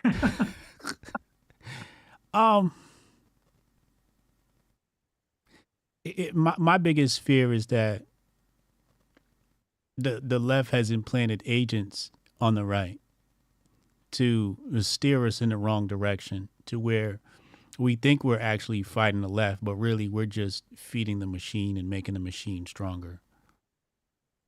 Yeah, I mean, I'm sure they've tried. I'm sure there's some of that. And I think that plays into one of your earlier points, which is that you may not you, but people may not be agents of the left, but if they're grifters, they'll go where the money is and do what the money says. Yeah. So, the left has lots of money. So that's a problem. I don't dispute that. All right. Last piece here. What am I supposed to do as a black person when the right wing is choosing to push out crime statistics and push out a narrative that they're being attacked by black people, they're being hunted by black people? Should I just ignore that stuff and just say, hey, they're stupid, and just focus on defeating the left? That sounds crazy to me. Right, but this is the the old Latin phrase, cui bono, who benefits, and so who benefits from a focus on this? The left benefits because these things are amplified in the narrative, these racial disputes, in order to benefit the left, because they create division among people who otherwise have a lot in common. Yeah. Like last I checked, you probably weren't hunting white people. I haven't been hunting any black people lately or ever, just for the record. And so we have a lot more in common, even though we have some differences philosophically. Probably we like different foods, whatever. But you have to remember who benefits from that focus. I don't dispute there's a black person. That's probably pretty hard, simply because for historical reasons that you necessarily view the world differently as a black person than you do as a white person in America. That's just the way it is. But I think ignoring the kind of chattering, unimportant voices who are amplifying those things that could be perceived as racist or are racist is the sound, tactical thing to do, as difficult as it is. I'm a little bit hesitant to give that. I agree with that. I definitely agree with that. I did a presentation on this last week where I said, part of the control design is first the right wing, reacts to the things that the left has created, and it looks like racist dog whistle, right? So then the part of the control design is to make me say, hey, I'm not going to vote for the right because of these things I see online, which is part of the design to deter us from the right. So yes. I would fall into the trap of the control design if I did that. So I definitely agree with you that it's all part of the control. It's just it's very weird and hard to navigate, and I think maybe because I look at everything from a financial point of view, where I'm looking at things like the Federal Reserve, right, and how they control interest rates and their decisions on like the House Financial Services Committee. Like, I pay more attention to that stuff than anything else. And to me, that stuff is bipartisan. Like, they are like in lockstep across the board. And if that is the bigger mechanism at play here, then I'm not attacking the left. I'm attacking the financial center of the world, or the Western world. That's not an attack on left. And that is the biggest hindrance to all of Americans is the Federal Reserve and their control over interest rates and how they manage debt. It's not bipartisan, though. That's the uniparty. For those purposes, Republicans are the same thing as Democrats. And the Republican Party in general is run by the left for its own purposes. The Republican Party is controlled opposition, to use your earlier term. So to the extent that the finance networks are attempting to implement central bank digital currencies, for example, no one on the right is pushing those things. When the Republicans push those things, it's because they're acting as part of the left, which they are as a whole. I mean, people like Mitch McConnell are just part of the left who pretend they aren't. Right. They push those financially destructive things, which you know a lot more about than I do because I don't focus a lot on that. But I'm highly negative like you are to a lot of those activities. But those are an attempt by the existing regime, which is dominated by the left or run by the left, to control us further through the various financial manipulations. It's not bipartisan in the sense that right and left. It's bipartisan in the sense that the Republican Party is merely a tentacle of the left. So if the Republican Party is a tentacle of the left, who are we voting for? Well, isolated Republicans. Like, for example, why can't it be isolated Democrats too, though? There may be a few, but for the most part, the Democratic Party is vastly better, and the left has always been vastly better. Like Lenin was very good at this, at maintaining ideological discipline. You're simply not allowed to stray, and if you are undesirable for some other reason, like Menendez, the senator from New Jersey, who's being indicted, you're never cast out or punished as long as you continue to stick to the ideological line and increase left power. So they're just better at that kind of thing. Okay, last question. Is Hitler left or right? Right. The what? Right. Okay. Yeah. I mean, there are slight aspects that resonate a little bit of the left, but yes, it is silly to say that Hitler is a left figure. He's a right figure. I saw that debate pop up last week because they're like, oh, he's a socialist. And, there's that whole argument, whatever. And but that goes back, that's actually a good example of not larger point, but like, once the left is defeated, you don't want Hitler, right? At that point, you have to fight Hitler as an enemy if Hitler has come back, right? That doesn't mean that just because the left is gone, that anybody on the right is acceptable to run society. It's a problem for future you and me, though.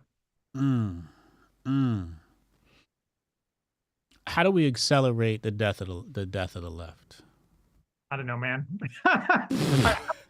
If I had like the big red button, I'd push it. But last I checked, I didn't have the button. I mean, it goes back to food and gold and guns. What we can do is prepare for resiliency and see what happens. It will be revealed. There's nothing we can do actively, and doing things. Of course, they want you to do active things. They want you to do things that they can say, look, that guy's, he's a white supremacist, military rebel, whatever, like January 6th insurrectionist, it's all just a farce. So no, there's nothing we can do directly. We can continue doing what we're doing, spreading the message and enhancing our own resilience. Elon is a general. Oh. $50. You said you bet me $50? $50. We have to define the parameters of the bet, though. But I bet you that Elon Musk, within 18 months, will be explicitly referring to himself as right wing and actively attempting to destroy large elements of the left. $50. I can see him labeling himself as right wing, but that's because he'd be controlled opposition. See, that you're making that assumption. Yes, I am. It's going to be better than you think. I can feel it. I got 50 on the table. We're going to figure out the parameters later. I got 50 on the table. Okay. 50 big ones, man. Oh, man. Charles, I hate you. Every time we have a conversation, I expect more clarity. Instead, I get more questions. But I love that. Do better next time. You said what? I just agree. I'll do better next time. If I just agreed with everything, if I just said yes, sir, it'd be boring. We have. It would be terrible. I'd hate you. You'd never be allowed back on my channel. But very challenging discourse we had today. I have a lot to think about. Send me the link to that, Enemies on the Right, and we'll revisit this again in the future. And I'll study today's conversation and really it's not much I disagree with you on, other than the Elon, and but yeah, much to think about, much to think about here. Yeah. Thank you, man. Thank you. I appreciate that. We'll get you back on. Ladies and gentlemen, this is Charles Haywood. Make sure you subscribe on Apple and Spotify. We'll have the audio up there soon. I'm going to go to commercial break, and we'll be right back. Envision a sanctuary where community and sustainability are the cornerstones of living. In this haven, every family is able to grow their own food, children flourish through homeschooling tailored to unlock their full potential, and education extends beyond textbooks, instilling self-worth and a deep understanding of the world around them. Here, goodwill isn't just an ideal, it's the essence of daily life, where respect for law and order harmonizes with the community's resourcefulness. This place isn't just a dream, it's a call to action for everyone who believes in a better, more connected way of living. Join us in building a future where each individual's contributions create a tapestry of enduring harmony and prosperity. Join us in Hotepistan.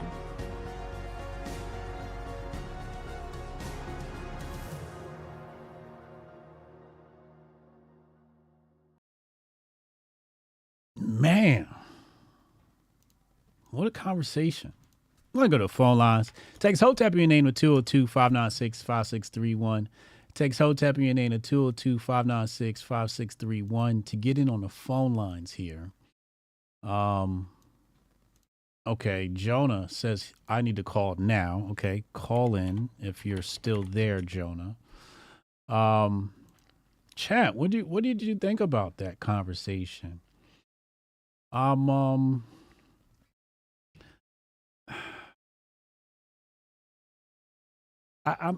bit lost. I'm a bit lost.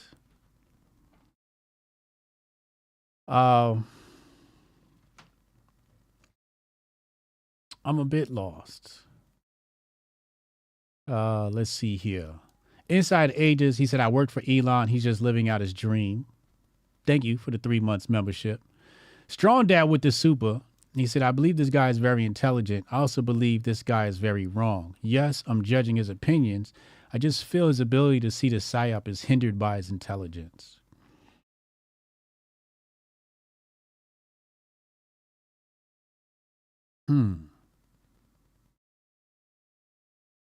You know,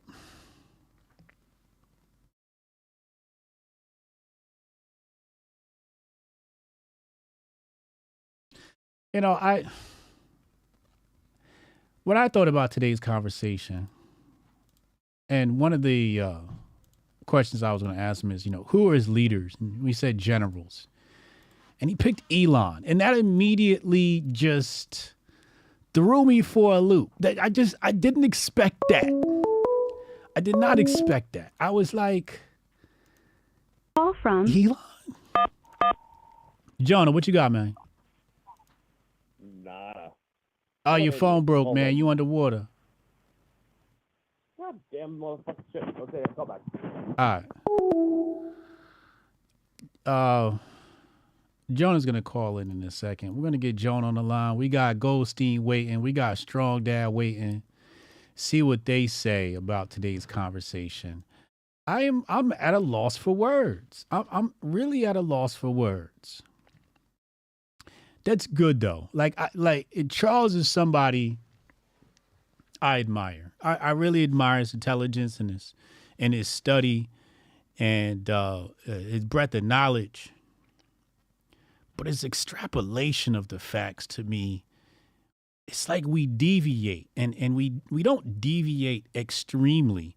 And that's what makes it so hard for me to understand, because sometimes when somebody deviates from us, they go extremely right or extremely left, where he's just like 3 degrees off. You know what I'm saying? Call from Jonah. There you go, Jonah. What you got for us, man? Nothing. Yeah, I wasn't saying that I need to call immediately, but I need to call because he brought up Mithras. So the Mithras? Okay. I actually posted this on Goldstein's wall before when Bobby Kirk was talking about the MLK. Mm-hmm. So MLK actually has 3 doctorate theses or whatever they call them, whatever, term papers from his education during the university days, all on Mithras. So there's definitely some secret society shit to him, right? But now going into the topic about the guy who was bringing up, the best way to look at it is, I say, the book Suicide of the West. His name is Burnham. It's a number of theses or essays that he wrote in the 1950s, and it's literally the exact same arguments that are being had today. What's it called? Suicide of the West. Suicide of the West. Okay, yeah, I remember somebody talking about that book. Yeah. Yeah, I think I might have brought it up before, but yeah, I'll put you a link to because I'm pretty sure it's open source now, whatever, right? Yeah. But yeah, I mean, at the end of the day, I brought it up before. Where does the lesson right come from? It comes from the French Revolution, right? It comes from the Illuminists or the Illuminati or the Communists. It's all the same bloodline, right? Mm-hmm. Even the way they talk about the left versus the right is ass backwards, anyways, because they say that it's based on which side of the king you sit on, so that's all ass backwards, anyways. And then they trust these communists to tell you the right way. Mm-hmm. Anyway. And then at the end of the day, left is because you are for more collectivist. What the hell? His phone battery died? I think Jonah's phone battery died. Something happened.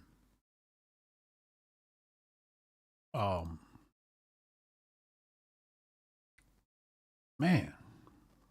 Hold on.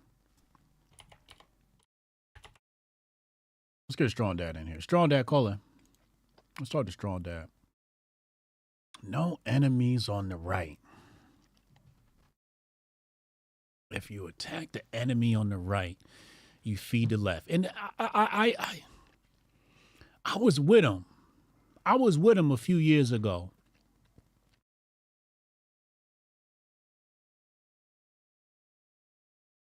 But then as we progressed, I just started seeing more and more enemies on the right.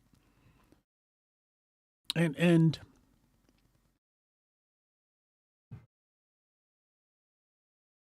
don't destroy the left before you have your organization. If you destroy the left, then settle that afterwards. Settle your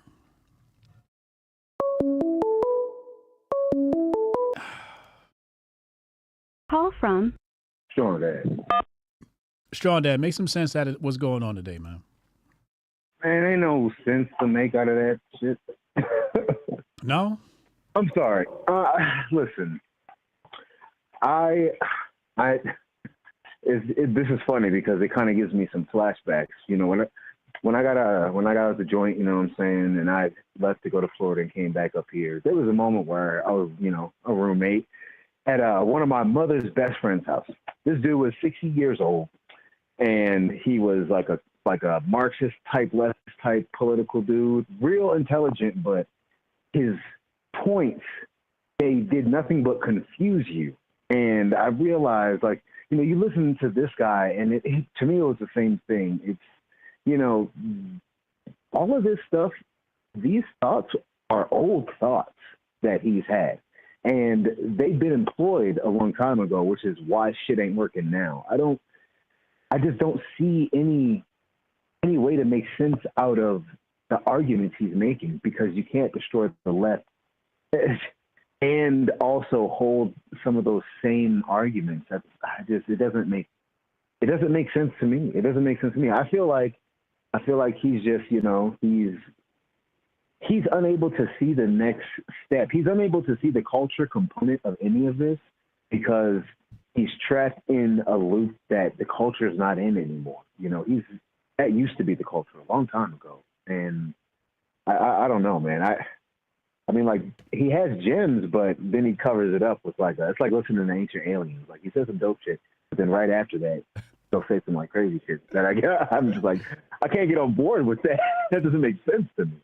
His trust for Elon is quite concerning. The Elon part is very crazy because Elon has spoken explicitly about his beliefs about some of these topics, and his stance was completely contrary to a lot of those things, which is why I said in the chat, I think he believes in Elon, but he doesn't believe Elon because he's not tapped into what's actually happening. Especially when we were talking about tech, like there's knowledgeable resources on tech that could explode his argument within, a 10-second Google search. I don't understand how we're having. I didn't want to get that deep in the weeds in the argument. I know what you meant, like as far as some of the technology and I didn't want to get that deep in the weeds. Yeah, but you're right. But as far as attacking the left goes, like destroying the left, I'm with you. I think that both of the systems just need to fall entirely. I'm not going to take the Malcolm X approach with the right, because that's what it is. You know what I'm saying? Deal with your problems in-house. You know what I mean? Yeah. That's the Malcolm X approach, the old grassroots approach. I'm not, the right is not nearly strong enough to do something like that, or cohesive enough to, of thinkers or movers to do things like that. So, especially because they're reactionary. Yeah. I think it's better to just dismantle them both by showing the connection between the two, because when we try to just break down one side or the other, it makes it hard because they muddy the waters with, well, what about this? And, all the whataboutisms. But if, we can just show the comparison, it kind of cripples that argument. I think that's the best route, and just with, pull thinkers from both sides and, influence them towards the Hotep way, or, they can be libertarian or whatever the hell, but not this left or right dynamic that's just, it's just breaking us down. You know what he said to me that reinforced my statement that the right are white niggas. When I said build your own parallel economy, he said they'll just come and destroy it. Isn't that what black people say when we say build your own systems? Exactly. But how are we supposed to do that under the system of white supremacy? That just sounds like some crybaby shit. Telling us we was crying. I'm saying that's the same thing that black leftists say. Oh, we tried that and they came and destroyed it. They're going to destroy it. If we build it, they'll destroy it. It's just funny that it's the same arguments, and it's like, which tells me there should be more cooperation between black people and the right, because they sound so similar in their responses to proposed solutions. I feel like probably the more to earth of the right susceptible to the message that we're trying to propagate than people like himself, or maybe not him in general, but just we're kind of stuck in that loop. I feel like if you're stuck in that loop, you're left behind. So yeah. Even the black conservatives are have left. Even the good black, the true ones. They have what? They left the table. They've left the table. They've jumped ship. They've, they're withdrawn. The ones that make the most sense have withdrawn. They themselves are starting to see the connection that to the crippling. It's not going to work. Yeah. Tomorrow we're going to be going over Hotep Rage. When you sent it to me yesterday, I listened to it immediately, and then I had to head to my kids' game, which is why I didn't respond. Fascinating things were said in that argument, where she was taking shots at everybody. Everybody got to get low. So we're going to be taking a deep dive into that tomorrow. We're going to talk Hotep Rage. So thank you for sharing that video with us, that audio. Absolutely. Yeah, we're going to take a look at Hotep Rage tomorrow. I couldn't sit on it. You said you've been sitting on it? No, I said I couldn't sit on it. Oh, you couldn't? Every time she does this, in my head, I'm like, man, Jesus, I just need to record this shit. But she won't do it if she knows that record it. She won't do it if anybody's listening because she's afraid of the cancel mob. You know what I'm saying? Yeah. She's still stuck in the paralyzing fear of the cancel mob because a lot of her friends come from the protests and stuff. Yeah. Yeah. Protests hate me, so I just be following it. They be calling her like, why does Trey say these things? Why does he? They snitching to her and shit. Yeah, that shit's whack. But they got no idea. They got no. But they got no ideas, exactly. All right, let me head to the next caller, man. Let me get Goldstein here, see what he got to say about all this. All right, Hotep and Bill. Let's see what how Goldstein, what he makes of all of this. Interesting to see what sort of clarity he can bring. We're just a few years away from the million white man marches. You think so? My instinct tells me all of this stuff dies as soon as Trump gets elected. As soon as Trump gets elected, all this stuff just wanes. Call from Murphy's Law. Goldstein, what's up, man? What's happening? What's good with it, man? Create some clarity for me on some of the rhetoric from today's interview, man. Just within his own argument, not even in the larger scale, just within his own argument, there were a ton of inconsistencies that normally wouldn't be able to prop up a coherent viewpoint on this topic.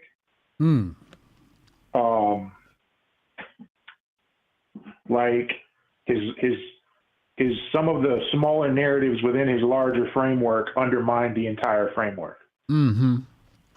And it seemed to me that he seems to be more idealistic, or maybe not more, but as idealistic as some of the more harmful elements on the left. And that comes across in how he lays out the larger plan of we have to destroy the left.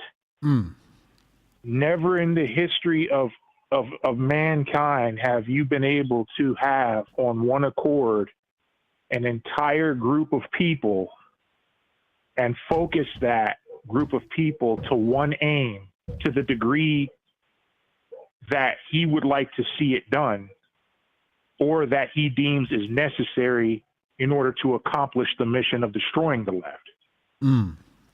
So that in and of itself is idealistic. That's not going to happen. And what you have to do is, in order to at least make an attempt or a successful play at your end goal, is you have to consolidate power. Right. And in order to do that, you have to weed out subversive elements of your own party first. Yeah, that's what I thought. That's the only way that's even remotely capable of happening. And you can see, like I said, one of the smaller points within his larger framework was how he said, we can't have a Hitler taking over after we destroyed the left. Well, the wheels of that are always in motion. They're already in motion during your fight with the left. So by the time you get done knocking down this one enemy, if you're even able to do it, you may have an even bigger threat in the form of that Hitler that you neglected to knock down as well in your attempt and your single-minded focus of destroying the left. You let this other thing grow to a point where you can no longer even control it. Right. That's my concern. Right. It all goes back to the old saying, you have to fucking clean your side of the street first before you can do anything else. If you look at it on an individual level, which is how I usually like to break down these more complex problems because there's a lot of moving parts, but they always seem to boil down to one individual aspect, which is that you're dealing with people, and people, all we do when we come together is we magnify the problems of a person. They don't change, they don't become different, they just become bigger and more complex. So imagine if you had this foresight of I had to defeat my neighbor before I could get my own house in order. So my kids are out here robbing and beating up old folks.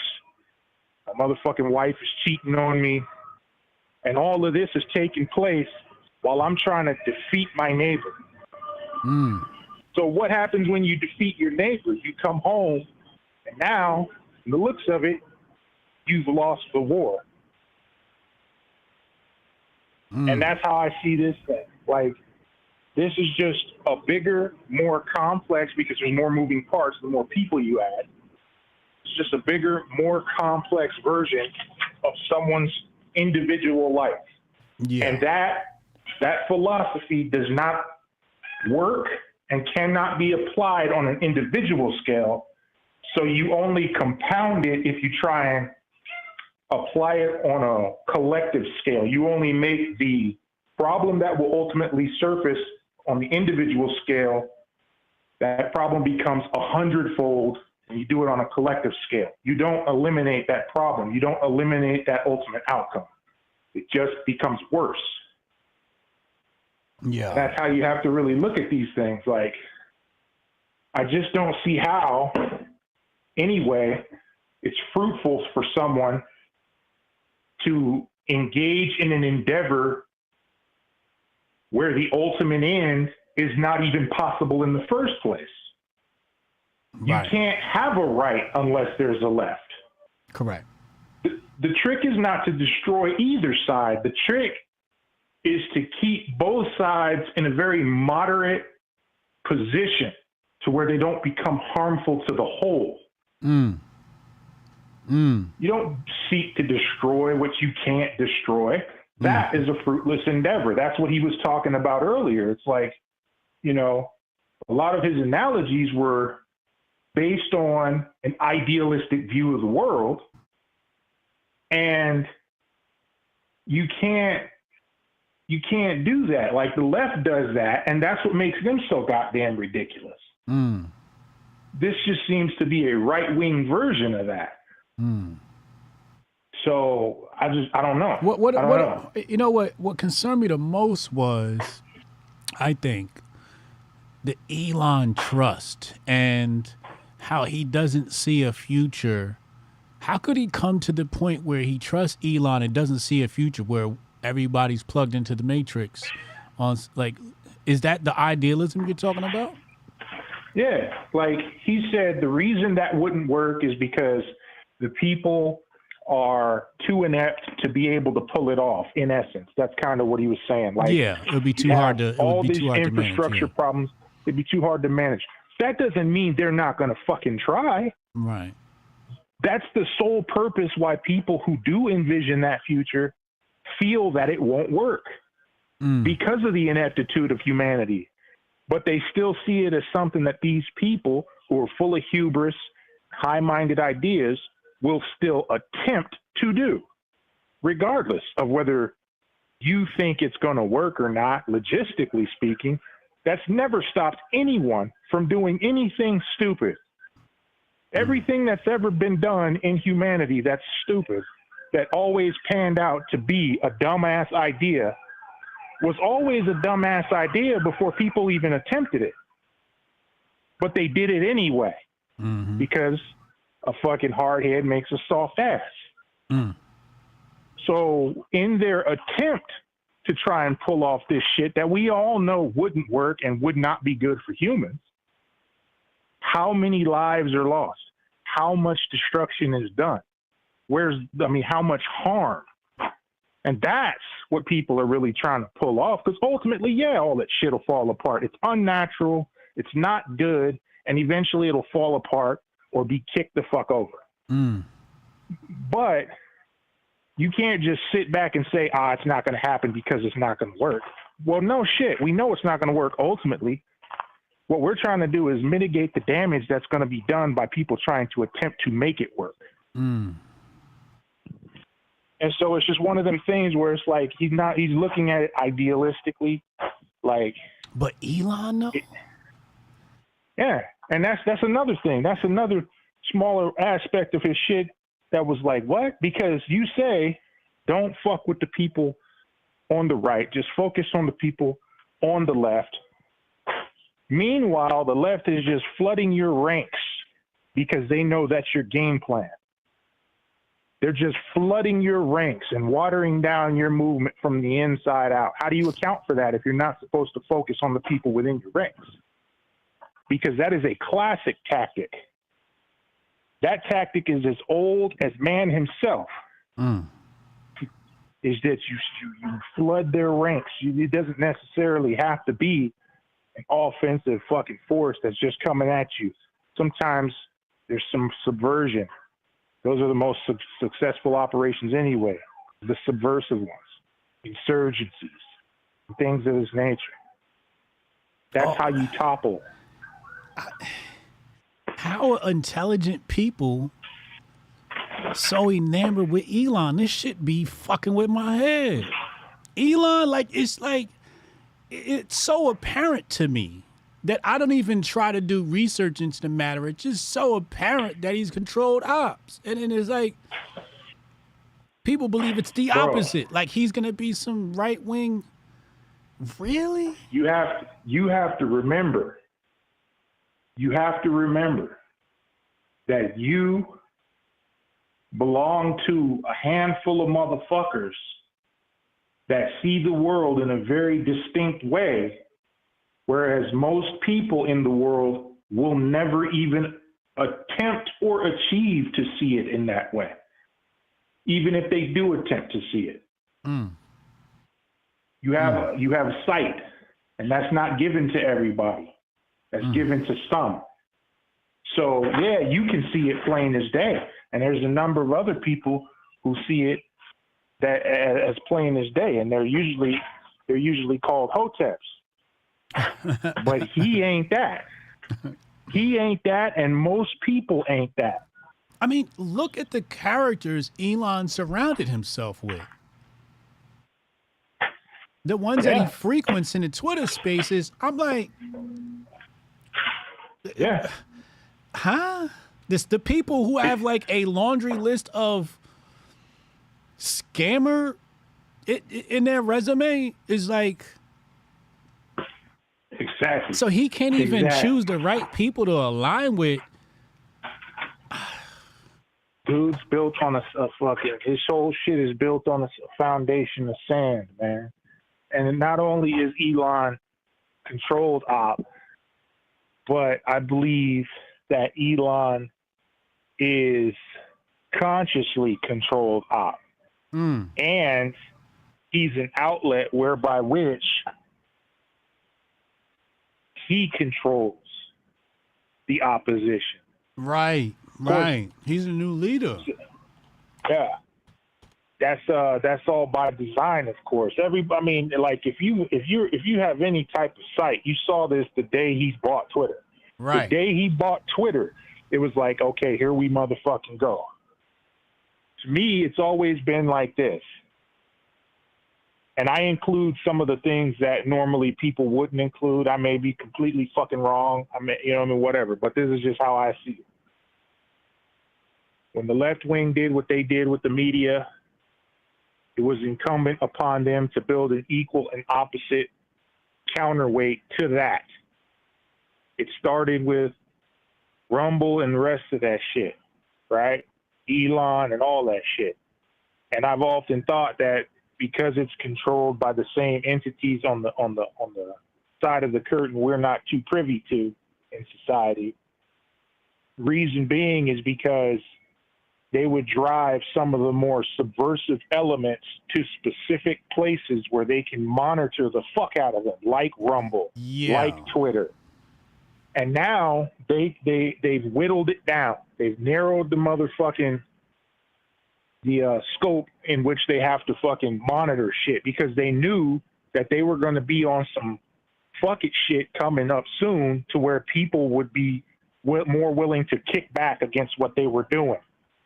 So how do you fucking make sure you monitor the more subversive elements? You give them platforms, mind you, digital platforms that are constantly recording information. You give them platforms where they feel free to come on over and say what they want to say.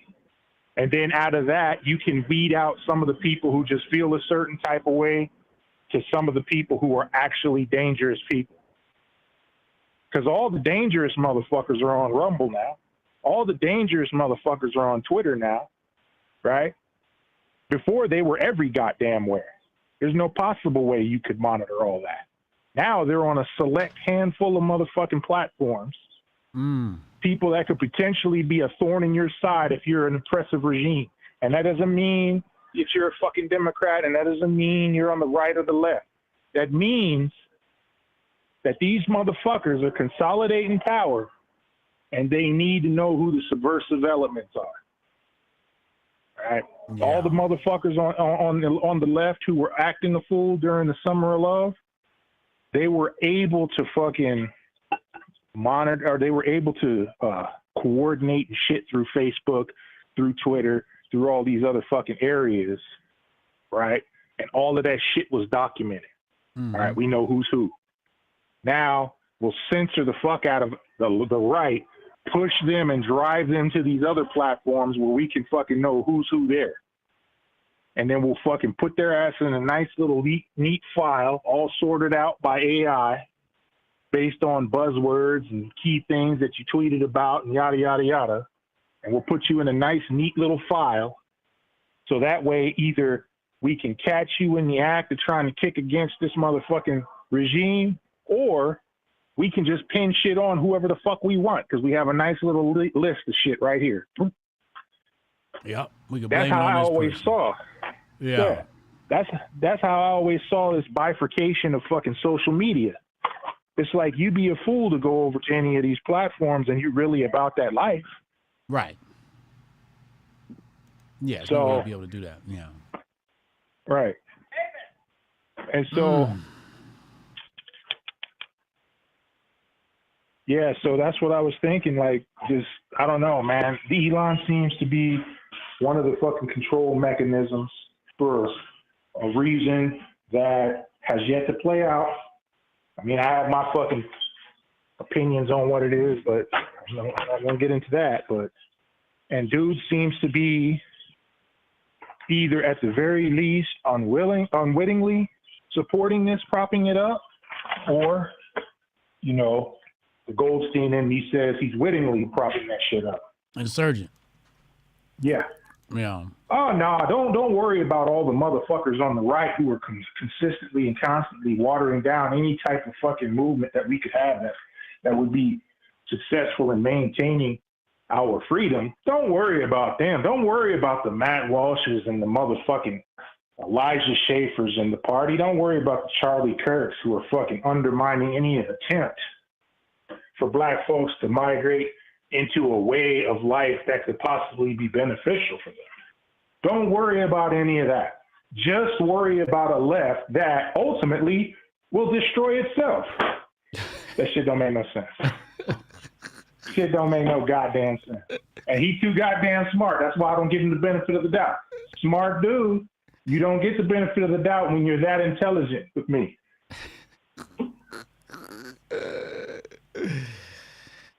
I'm trying to give him the benefit of the doubt, man. Well, you know. It's hard, though.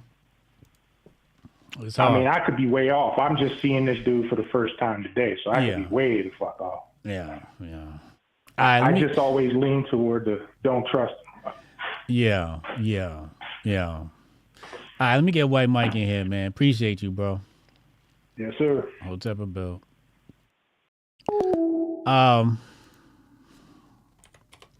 White Mike, call him, man. Let's talk to Fresh Mike. So somebody posted this chart today. David Goldstein. He says, "What chart is this?" Right? And you see, it's mooning, and I said racial violence videos on Twitter, just a guess, just a little jokey joke. And this person here says, why does this bother you? They don't show them on the regular news and alert people. I want to answer that question. Call from Fresh Mike. Fresh Mike, what's up, man? Good afternoon. Happy Hotep Monday. How are you feeling, sir? Good, man. How are you? Good, sir. Good. You look refreshed, ready to attack. I love it today, man. Had to weigh in. Couple things to think about, I think, that haven't been brought up yet. You know me, I'm always looking for the stuff that hasn't been brought up to throw in the mix, the monkey wrench. Okay, so I think when he says no enemies but the left or no enemies on the right, the only thing that made me think of is Saul Alinsky, right? And Rules for Radicals. And then you have Abby Hoffman's Revolution for the Hell of It. So Saul Alinsky was late 40s, early 50s, and then, you know, Abby and then kind of the whole beat poet movement was in the, 60s, which, actually kind of became what we know as the left party, the far left, and Antifa and stuff was kind of cooked up then. And I think that's what he's thinking about. Like, if you've read Rules for Radicals, Communist Manifesto, stuff like that, especially Rules for Radicals, I mean, that book is so all over the place. My man seemed a little all over the place as well. And I understand there were a couple things you asked him that came out as word salad. And that's understandable. But I think the valuable part is, I think, being an older gentleman who understands that, or has that frame of history and reference, because I noticed the guy, the only other person I know who kind of can draw from history like that is you. So it was fun, because I think that's why you enjoy talking to him, because you guys are on a level there. I think that he's thinking of it like that. Like, we have to employ those types of tools.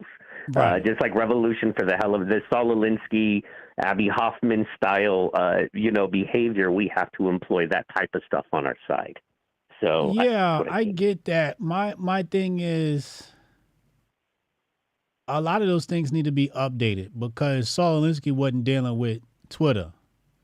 You know, just like the civil rights movement, right? Like, a lot of the stuff needs to be updated because the internet has made the world smaller. So you can learn from those Saul Alinsky tactics, but if I look at the ranks of my side and I see insurgents everywhere, how do you move forward with all these insurgents? That's the part that just kills me. It's just like, there's just too many fucking insurgents. Right. And I feel like that's grifters. The best way I could almost compare it is,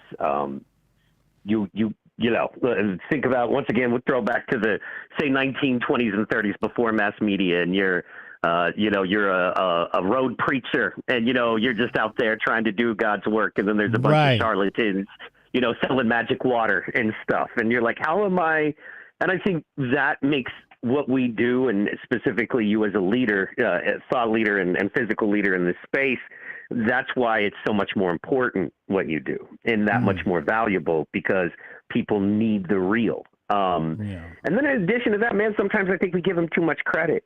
A lot of people are just dumb and trying to make their money. They don't want to go put an application in, at Walmart or the Amazon factory in town. So they got to get on Twitter and figure out the dumbest, most inflammatory, most clicky bait shit to say, so they can, not have to go get a day job. Any Grifties update? Grifties update officially. We haven't dropped it officially, but I think on the show, as last week we were busy, but Tyrus of Gutfeld is officially in. He's going to be there. You heard that correct. Tyrus from the Gutfeld show is going to be in the building. Do we got space for Tyrus? Oh yeah, we got absolute space, man. He's going to be. We're going to have to remodel the doors so he can fit inside the building. Absolutely. We got his own room set up for him, so it's going to be nice. Also, just real fast, I wanted to double back to the Elon thing. I think that is a little bit of a savior issue and a little bit of a savior complex. It would be great if Elon is on our side, but I think he's thinking, like a audience member. and not you know what I mean, and not a player on the field there. And when you look at it, Elon doesn't look at things the way we look at them, right? He doesn't experience life in the way we experience life. He doesn't reason out the way we do. And I think right now, I think he's just in the, in it for, once again, the rules for radicals punk rock thing. These people are the most inflammatory on Twitter. They get the most clicks and the most views and make the other side the most angry. For instance, our Saul Alinsky is destiny. You know what I mean? Like he's giving actually nothing. He's doing actually nothing, but he's creating confusion and discord, and that makes him powerful in that space because it is a confusing, fighty space, and the guy who creates the most ends up king of the pile there. So I see those tactics. In fact, I wouldn't be surprised if that dude read those books and then is deploying those things on Twitter. I think Elon has good intentions, but once again, I think he wants to open the space to everyone because he's a businessman. And he's like, hey, look, right-wing people, because all the left-wing are grifters as well. And I think what he's trying to do is make it a space for everyone by promoting the right-wing grifters as much as the left-wing grifters have had the love on X. So that's my thought there. As far as the brain chip, I think he's just a genius who was like, what if I could create a chip that made people walk and cured seizures? And then we look into it and look deeper into it. And, and then maybe he's on that level of remember, the powerful people, man, think they control us, right? Our whole thing is fighting their control. And if he's like, it'll be better for people if I can put a chip in their brain. You know what I mean? They'll be happier. We click that one button and dopamine release. So no more depression because I have the best idea for these folks. And it's like, but you don't, Elon. We need depression sometimes. We need to feel the range of emotions to understand life. So anyway, I wanted to finish that point there. So, All right. Appreciate it, man. Thank you, bro. Absolutely, man. I will see you. I get in on the 7th. So, yes, I'll see you Thursday night the 7th. But I'll talk to you before then. But, yeah, man. All right. Send me the invoice. Yes, sir. I got everything set up for you, and we'll talk offline. But we're excited, man. It's going to be an amazing thing. We got more special guests coming just to hang out. We'll start dropping their names soon. So it's going to be like, if you got a ticket to the Grifties, you're going to be hanging out with some of the hottest comedians, political commentators, podcasters, literally on the planet, just there in the audience to be a part of it. They all want some Hotep Jesus, and we get that. Yes, sir. Appreciate you, bro. All right, Hotep and build. Hotep is for the children. Thank you. Shout out to Fresh Mike. Putting together the Grifties with Taylor.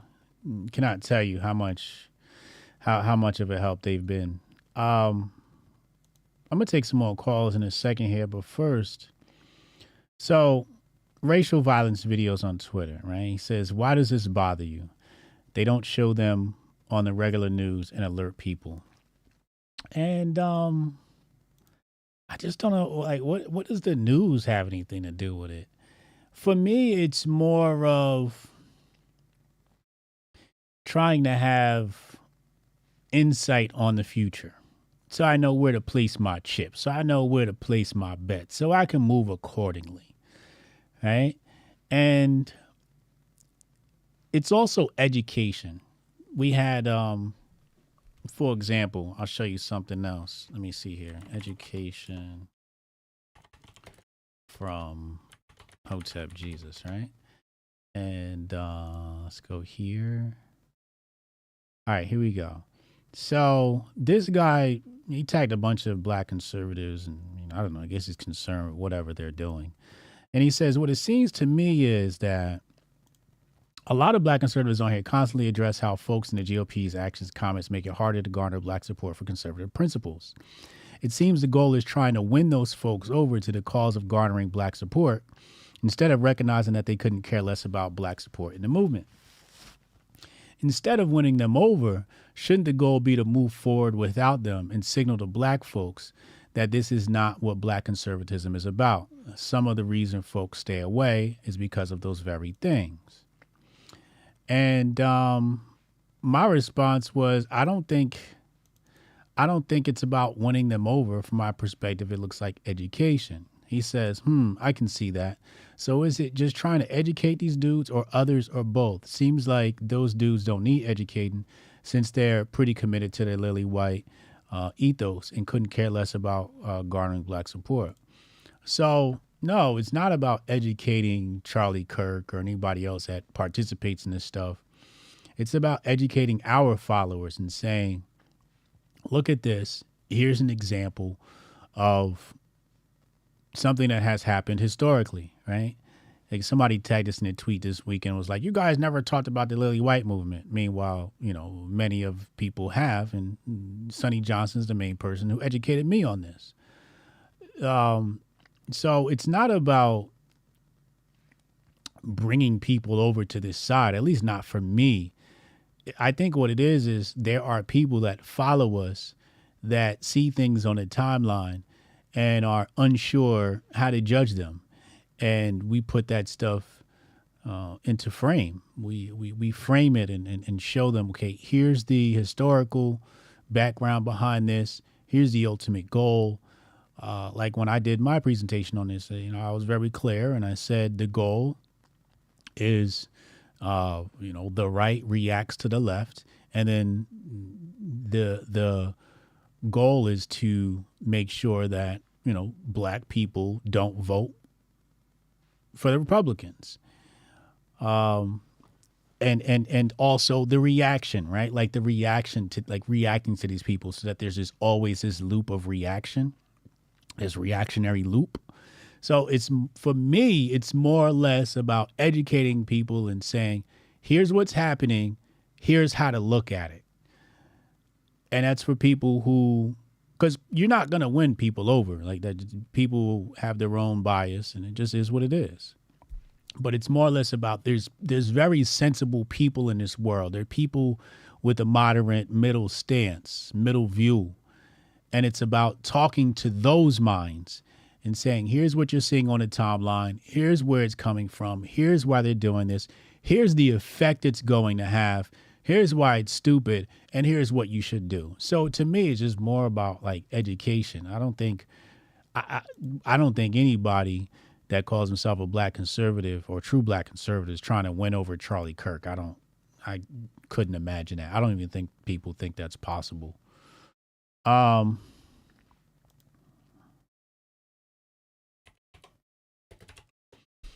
Let me talk to Dizzler. Let's see what Dizzler got for us. You know, hopefully Dizzler got something good to say. We'll hear him out. We got, who else is waiting? Brendan, I see you. Ohio Tep, I see you. So we're going to get to our peoples in just a second here. Let me hear from Dizzler. And also, like something else I showed people this weekend, which got a little bit of traction, was this tweet. I said, remember, these are the accounts sowing division on this app. Move accordingly. And this one got 429 retweets, 90,000 views. Call from. And it's about educating people because people don't know. They don't know that these. And then in the chat, I started posting, you know, responses that were bot-like responses. Dog poop 67. Like, this is a bot. This is the Chinese lady sitting here, the Malaysian lady sitting here controlling the apps. Dizzler, what's up, man? It's good, Hotep. You hear me? Yeah, I can hear you. No, I just want to say what up. And I didn't hear the whole conversation of that guest you had on, but from what I can gather, it seems like the right just has no playbook right now. And that is leading either to a civil war or just the destruction of politics, the destruction of what we call the right. You know what I mean? Because the fact that they got so close for the court. Now I get why Kanye was pissed when they call it the black vote. Because it's the black this, the black that. And then when shit got real, they were like, oh, no, but look here's a video of y'all attacking us. And this is like, oh, word? So y'all want the receipts of, see, it has to be black and white. That's the only way we can get through this. Because now I can say, okay, blacks, right? Bet. So how about white? Look at the COVID. Was it a bunch of black people that created COVID and said, yo, release it here, yo, let's set up these rules? Was it them? No. And also, you got to look at the living conditions that we are in. So what, they want us to post all those videos on Twitter? Like, that's what we want to do. We want to go tit for tat. You know what I'm saying? Right. And the right is all talk. It's pointing at videos. Hey, look at him here. Look at this white kid in school bus getting stomped on. Okay, cool. But y'all all talk. But when it comes to the Fed, y'all be mad quiet. Why don't y'all get y'all guns? Surround it. They get mad quiet when it comes to that Fed. So we all, from what we can get is that they just want to point and talk. And that's okay. But you know what we could do? And I hate saying we need to do this, we need to do that, because it's just, again, they become stupid. But I think eventually, little by little, it's going to happen. I think that blacks, and I'm Dominican, so I say blacks and Hispanic, we just need to take over the Republican Party and treat them like how they treat us, like, oh, hey, the black guy is a Republican. You see how that little look that they give us? Yeah. We just got to give it to them, like, oh, sure, a white person is a Republican. Okay, but stay in your lane. We take it, so, like, you know, the Somalian to what's that actor? The Somalian dude that he says, look at me, this is my ship now. Or whatever that scene was. Yeah. Look at me, I'm the captain now. Yeah, we're the captain now. That's what we need to do, because look how they get when the boat shakes a little bit. All it takes, if you think about it, all it takes is for Trump to be like, to do a 180 and be like, you know what, blacks are attacking us, and it's over. Now they're gonna be like, oh, you know what, that's the battery. They're gonna get fresh. They're gonna get like how we never. Cause they're so emotional that you don't know what they're capable of. You know, they're so emotional. And I'm not saying all white people, but for those white people, like the ones that be calling in the show, those are the smart white people. We got the dumb ones though. We got the emotional ones that can't control themselves. You know what I'm saying? And right now we're seeing a huge surge in republicanism or whatever the hell you want to call it. So we don't want to say, oh, we just got to create our own party. No, that's all right. Let's just go back and let's take back what was ours in the first place. Take over Republican Party. Okay. Yeah, take it over, because it's not going to be from one day to another. But at the end of the day, it feels like some people are smart, but they're still stupid. Yeah. Like, COVID exposed all that. You can have 77 papers on your wall of how many degrees you got, but you still folded when it came to COVID. So that tells us this: it don't matter if you're smart or not. I know some dumbass people that was like, whoa, this is odd. This COVID shit is odd. And you know what I'm saying? Or saw that whole Trump shit, and they were like, whoa, this is odd. But you have people that are smart, and they say they're the right, and then they just fold. You know what I'm saying? And look at this. The fact that guy said that Elon shit, I get what you mean, because listen, to me, Elon is just Elon is basically just it's just prophecy happening. Because I think at the end of the day, this is gonna sound crazy, they just want to read our thoughts. That's what we say. They just want to read what we're thinking about. You know, let's cut to the chase. Yeah, you know, that's it. You know, you're thinking, all right, come over here, pal. Yeah, they just want that. And I know you want to make some people in wheelchairs stand up and shit. That's cool. But it's like the iPhone, like how it came. Hey, look, you can just touch the screen. And you're like, oh, hell yeah. And guess what? Boom. What came after that? Obviously, people with mental health, because there's a lot of emotional people out there. You know what I'm saying? But all that mental thing is that, and then when this is my last thing. Right or left, if they see that this shit's getting too out of hand, they're gonna toss up the chessboard. And if we quote unquote win, whatever that means nowadays, we will probably win, but we're gonna have to deal with a society like the Book of Eli / Mad Max. They're gonna say, okay, y'all can win this shit, but now go ahead, handle it. Right. Which is going to cause chaos, because there's no way that these people have degrees, and all these people in politics, they're basically just professional liars, so they're lawyers. So there's no way that these people can go up there like Ocasio-Cortez. She's smart. Let's be honest, she's smart, but she got to play the role. So if you got the balls to go up there and say we need Biden to be elected, then it's something way bigger than just, the right. It's something way bigger that obviously they don't want to tell us about, because there's no way you could just protect with the same mind and say that Biden will win this. We need Biden to win. We cannot trust this kind of. We cannot trust the right or the left. But we could take it over, I guess. All right. Good thoughts, man. I'm gonna think about it, man. Appreciate you, man. Peace out. Let's talk to Brendan, the machinist. I'm just trying to figure out how to move. How to move. You know, that's my biggest concern. Take over the GOP? I don't know why. That just, to me, just sounds like, it sounds self-defeating. I get it. Because Sonny Johnson's talking about that now. Like, you know, we trying to take over. And I think Miss Pinky or some shit like that, she said take over. I just don't understand it. Nor do I think it's possible. But maybe that's a defeatist mentality. From Brendan. Brendan, what's up, man?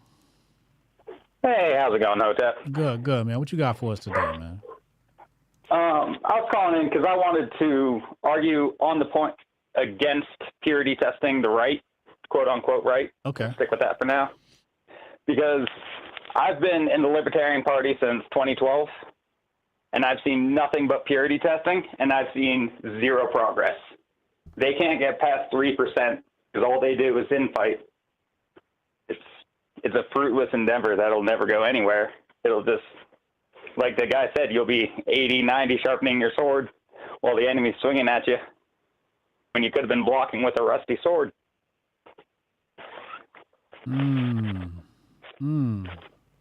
That is true. You do see that with the libertarians.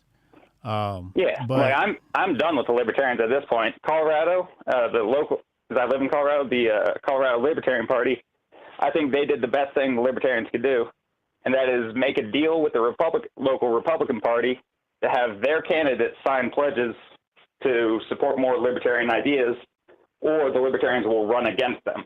So if they don't sign the pledge, they won't have libertarian competition.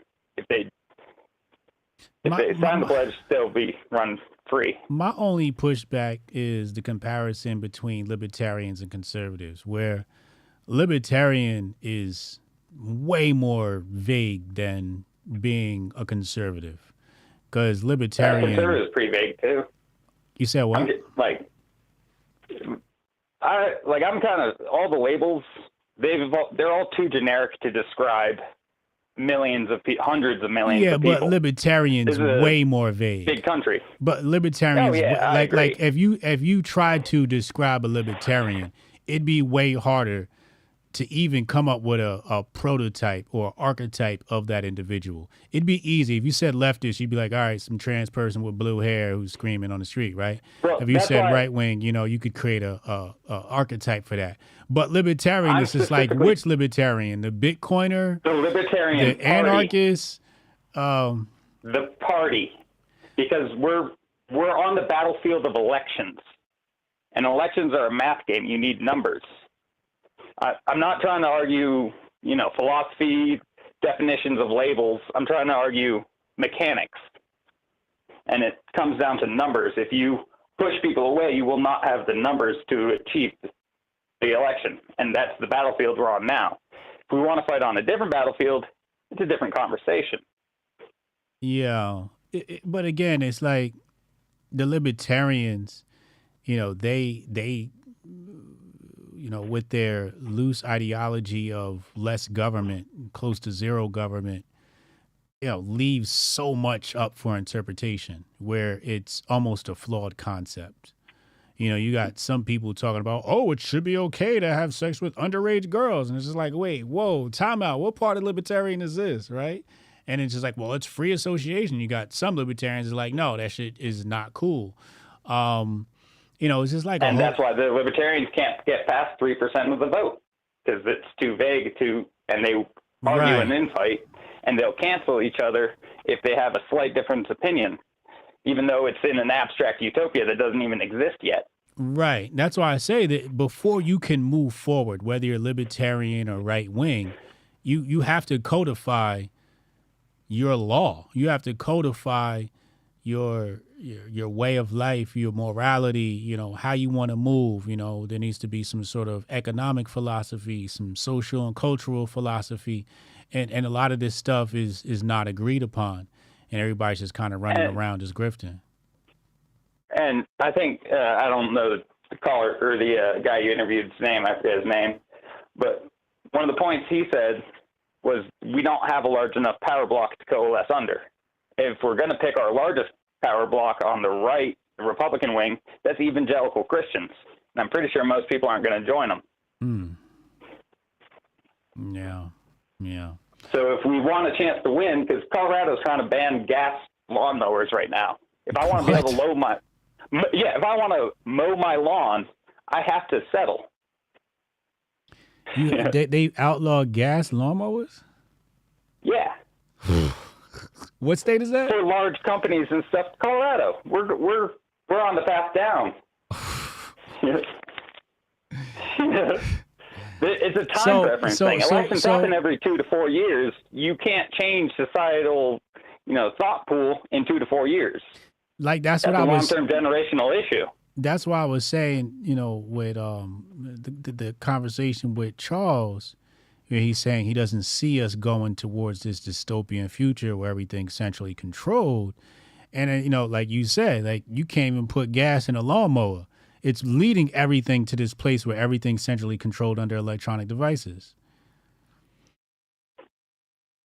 Yes, and the way to stop that is that's being forced on us through legislation by politicians that we elect. Correct. If we elect different politicians, they won't push those same things on us. They might not agree with everything, but at least I'll be able to mow my lawn. Right. Right.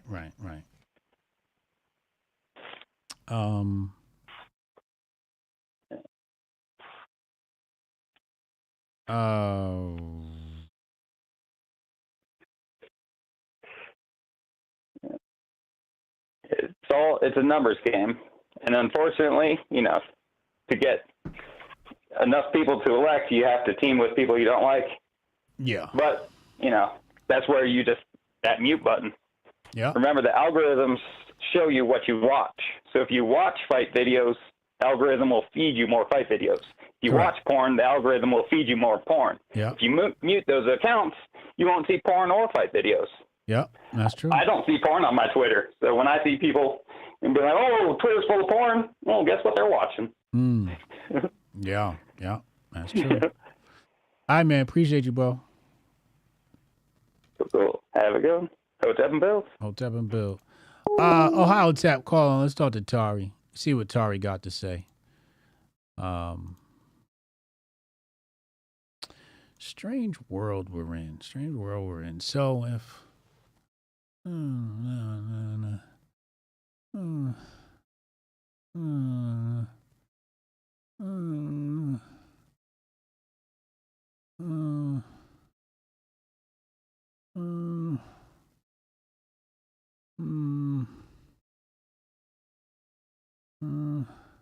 So I think a strong right-wing push leads to a stronger left-wing push. So that means when the left comes back into power, they're going to be bigger than they were before. Ty, what you got for us today, man? Shit, man. Y'all had a great talk. It was thanks. It was a couple things though. Like I wish I could go about point by point, but y'all covered a lot. Okay. The Elon stuff though, I don't think he trusts Elon. I think what he was saying was, if he I think he even said if he was making a prediction, right? He could see it going towards that way, and I could see the same thing. I've been saying this for a while too. I could see a lot of right-wing people deciding that they want to go with Elon because he's pulling off the grift well enough to convince some of them. Even just because he has the capital, I think they might try to use him. So I could definitely see what he's talking about. But, it doesn't have to be mutually exclusive with him being controlled opposition, right? Mm-hmm. He can also be controlled opposition, and that can still happen. That makes sense. Yeah. I get that. As far as the grifters and the racial grifting online and all that conversation, and the whole destroying the left thing, is the one dude I watch, right? My dude was just talking about the evangelical Christians and the infighting with the Libertarian Party. I disagree with that. to because I don't think that the reason the Libertarian Party isn't getting anywhere is because of infighting. Like, I think there's just as much infighting in the other parties as there is in the Libertarian Party. It's just that, like, you know, obviously that's a third party that they don't want to rise up to any significant degree. And, you know, they have a, like you said earlier when you were talking to him, they got a balance of powers between these two parties already. So, I mean, there's not going to be much room for any group to break through, which is essentially going to be the problem when you're talking about what you guys were talking about, right? Because at the end of the day, you're going to have to pick one of these sides if you try to affect this political system. Honestly, I don't really think the voting is going to really do much for it. So I think actually some of that purity testing is even more important, because at the end of the day, we're not going to really be relying on votes. We're going to be relying on the people around us to be solid and actually believe what they say they believe in. And that requires a little bit of testing, right? That's going to require, in the words of one of the other dudes I watch, right, the evangelist guy, when in doubt, only attack from the right. You should never be attacking from the left on anything. If you really are on the right, then only all your criticisms, and you do this very well, all your criticisms and the way you should attack things should always be from the right, like like how you come from it, calling the woke right out, right? That's attacking from the right. We should not be attacking from the left, because that's a sign. That's what the woke right does, right? I wanted because I know you. That's quite a different take on, you know, instead of saying no enemies to the right, you know, no attacking from the left. That's a different take. I like that. That's why when I saw your show today, I normally watch this guy before I watch your show. I tell you about him every now and then, but I know you probably haven't like seen him or anything. But this is one of the quotes that really stuck with me, because it's the only reason he decided to go with DeSantis. And it's like, cool, you know, endorse who you want to endorse. But at the end of the day, when I watch him, it ain't no race grifting on his show. Who? His thing is about a Christian worldview. His name is Steve Dace. Okay. He's about a Christian worldview, right? He's very, very evangelical Christian, right? So he is not focused on none of that grifting shit. He's focused on, like, what is going to get us what we need. That's it. Yeah. So, like, especially with the vaccine shit and stuff like that, he's like, no bullshit. He ain't got no room for Trump's bullshit on that or nothing else. So he calls it out raw. That's the kind of shit I like, right? And that's what people need to do. Like, that attack from the right, that's one of his best quotes. And it does not always end you at the best conclusion necessarily, right? Because you might end up, you know, going with DeSantis. But as long as you're attacking from the right, hey, I got no problem with it. Because that's what we need, right? That's because we at least know that you believe, you firm, and you stand on what you believe in. You're not like some flake that we can't rely on it when it comes down to it, right? Right. Because I think that's the important thing. Because I think, other than that, I think he's kind of right. We do need to kind of ignore the bullshit, because I think that actually speaks more volumes, right? Because if I show somebody his show, right, he's actually got a pretty big following. He on a Blaze and everything. But like I said, no race group, none of that. He might mention like a topic or something if it's like really prominent or something, but he doesn't go into that angle. He goes into like the Christian angle, which is like, hey, that's what y'all supposed to be about. Be about that thing. We don't want to hear none of that other bullshit. You feel me? So Yeah. I think there's a balance to it, but yeah, I think that's the way to go about it. It's only attack from the right. You know? All right. Appreciate you, man. Yeah, man. Hotep a bill.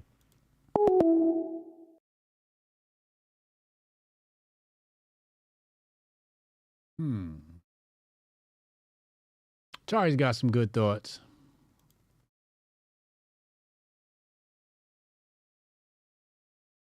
Got some good thoughts. Much to think about. I like what Tari said. I like what he said. In particular, because he said a lot.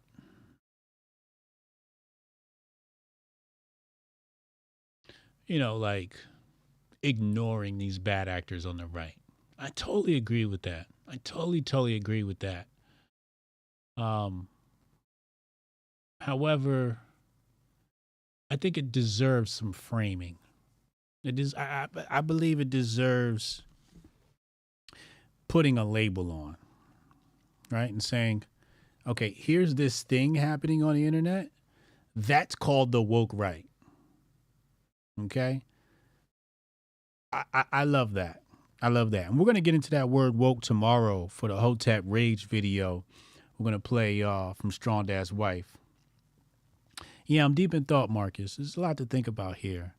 We're going to get into Hotep Rage tomorrow with Strong Dad's Wife. She has this 11-minute rant, and we're going to break that down. We're going to talk about the word woke, et cetera, because she makes some great points about that. But yeah, I again, the control design really wants us on a loop of reacting to the reaction. And I don't want to be in that boat. I don't want to be in that boat. I always want to be in a boat where we have our coordinates set and that's where we're going. And if something happens while we're navigating the seas, then we'll adjust our coordinates accordingly. But we don't want to completely turn the boat around and go, hey, hold on, they're doing something over here. Let's go meddle in that business, because we know it's just distraction from what we're really trying to do here. Who was it that called in and said they don't got that same energy for the Fed? I think that was Dizzler. He said they don't got that same. Imagine if people had that same energy they got for them black versus white videos for the Fed. Imagine that. That would be a very interesting world. Libertarians get that right. You see them, saying shit like end the Fed, which is not a quote I'm a fan of. I like to say renegotiate the contract for various reasons. We can get into that at a later date, but I like renegotiate the contract.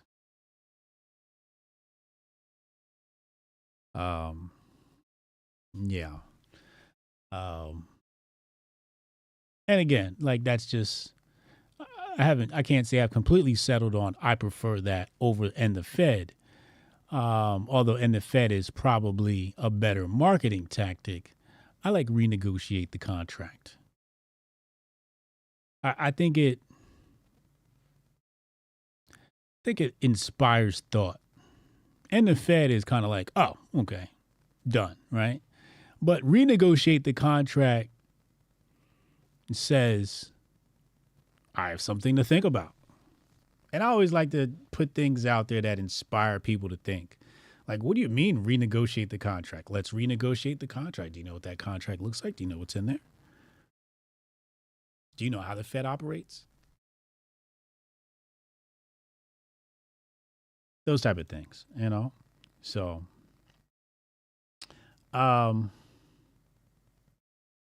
when he was on before, he was really crisp and on point. I feel like today he was full of contradictions and kind of cavalier as far as let them destroy themselves. Yeah, what up, Loki? I think there was a few points in the conversation today where I felt there were some contradictions. And I pointed out, I was like, if that seems contradictory,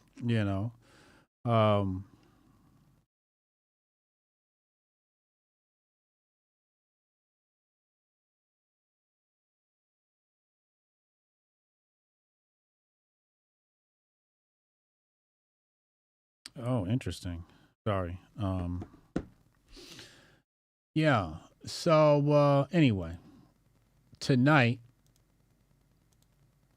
well, first of all, Tyrus has joined. Tyrus is coming to the Grifties. First and foremost, grifties.com. Go get your tickets. We're 3 weeks away. Shout out to Syscoin. If you guys ain't been paying attention to crypto, join our Telegram group. Link is in the description box below, where we talk all things investing in finance, big brain talk only. So make sure you hop in there.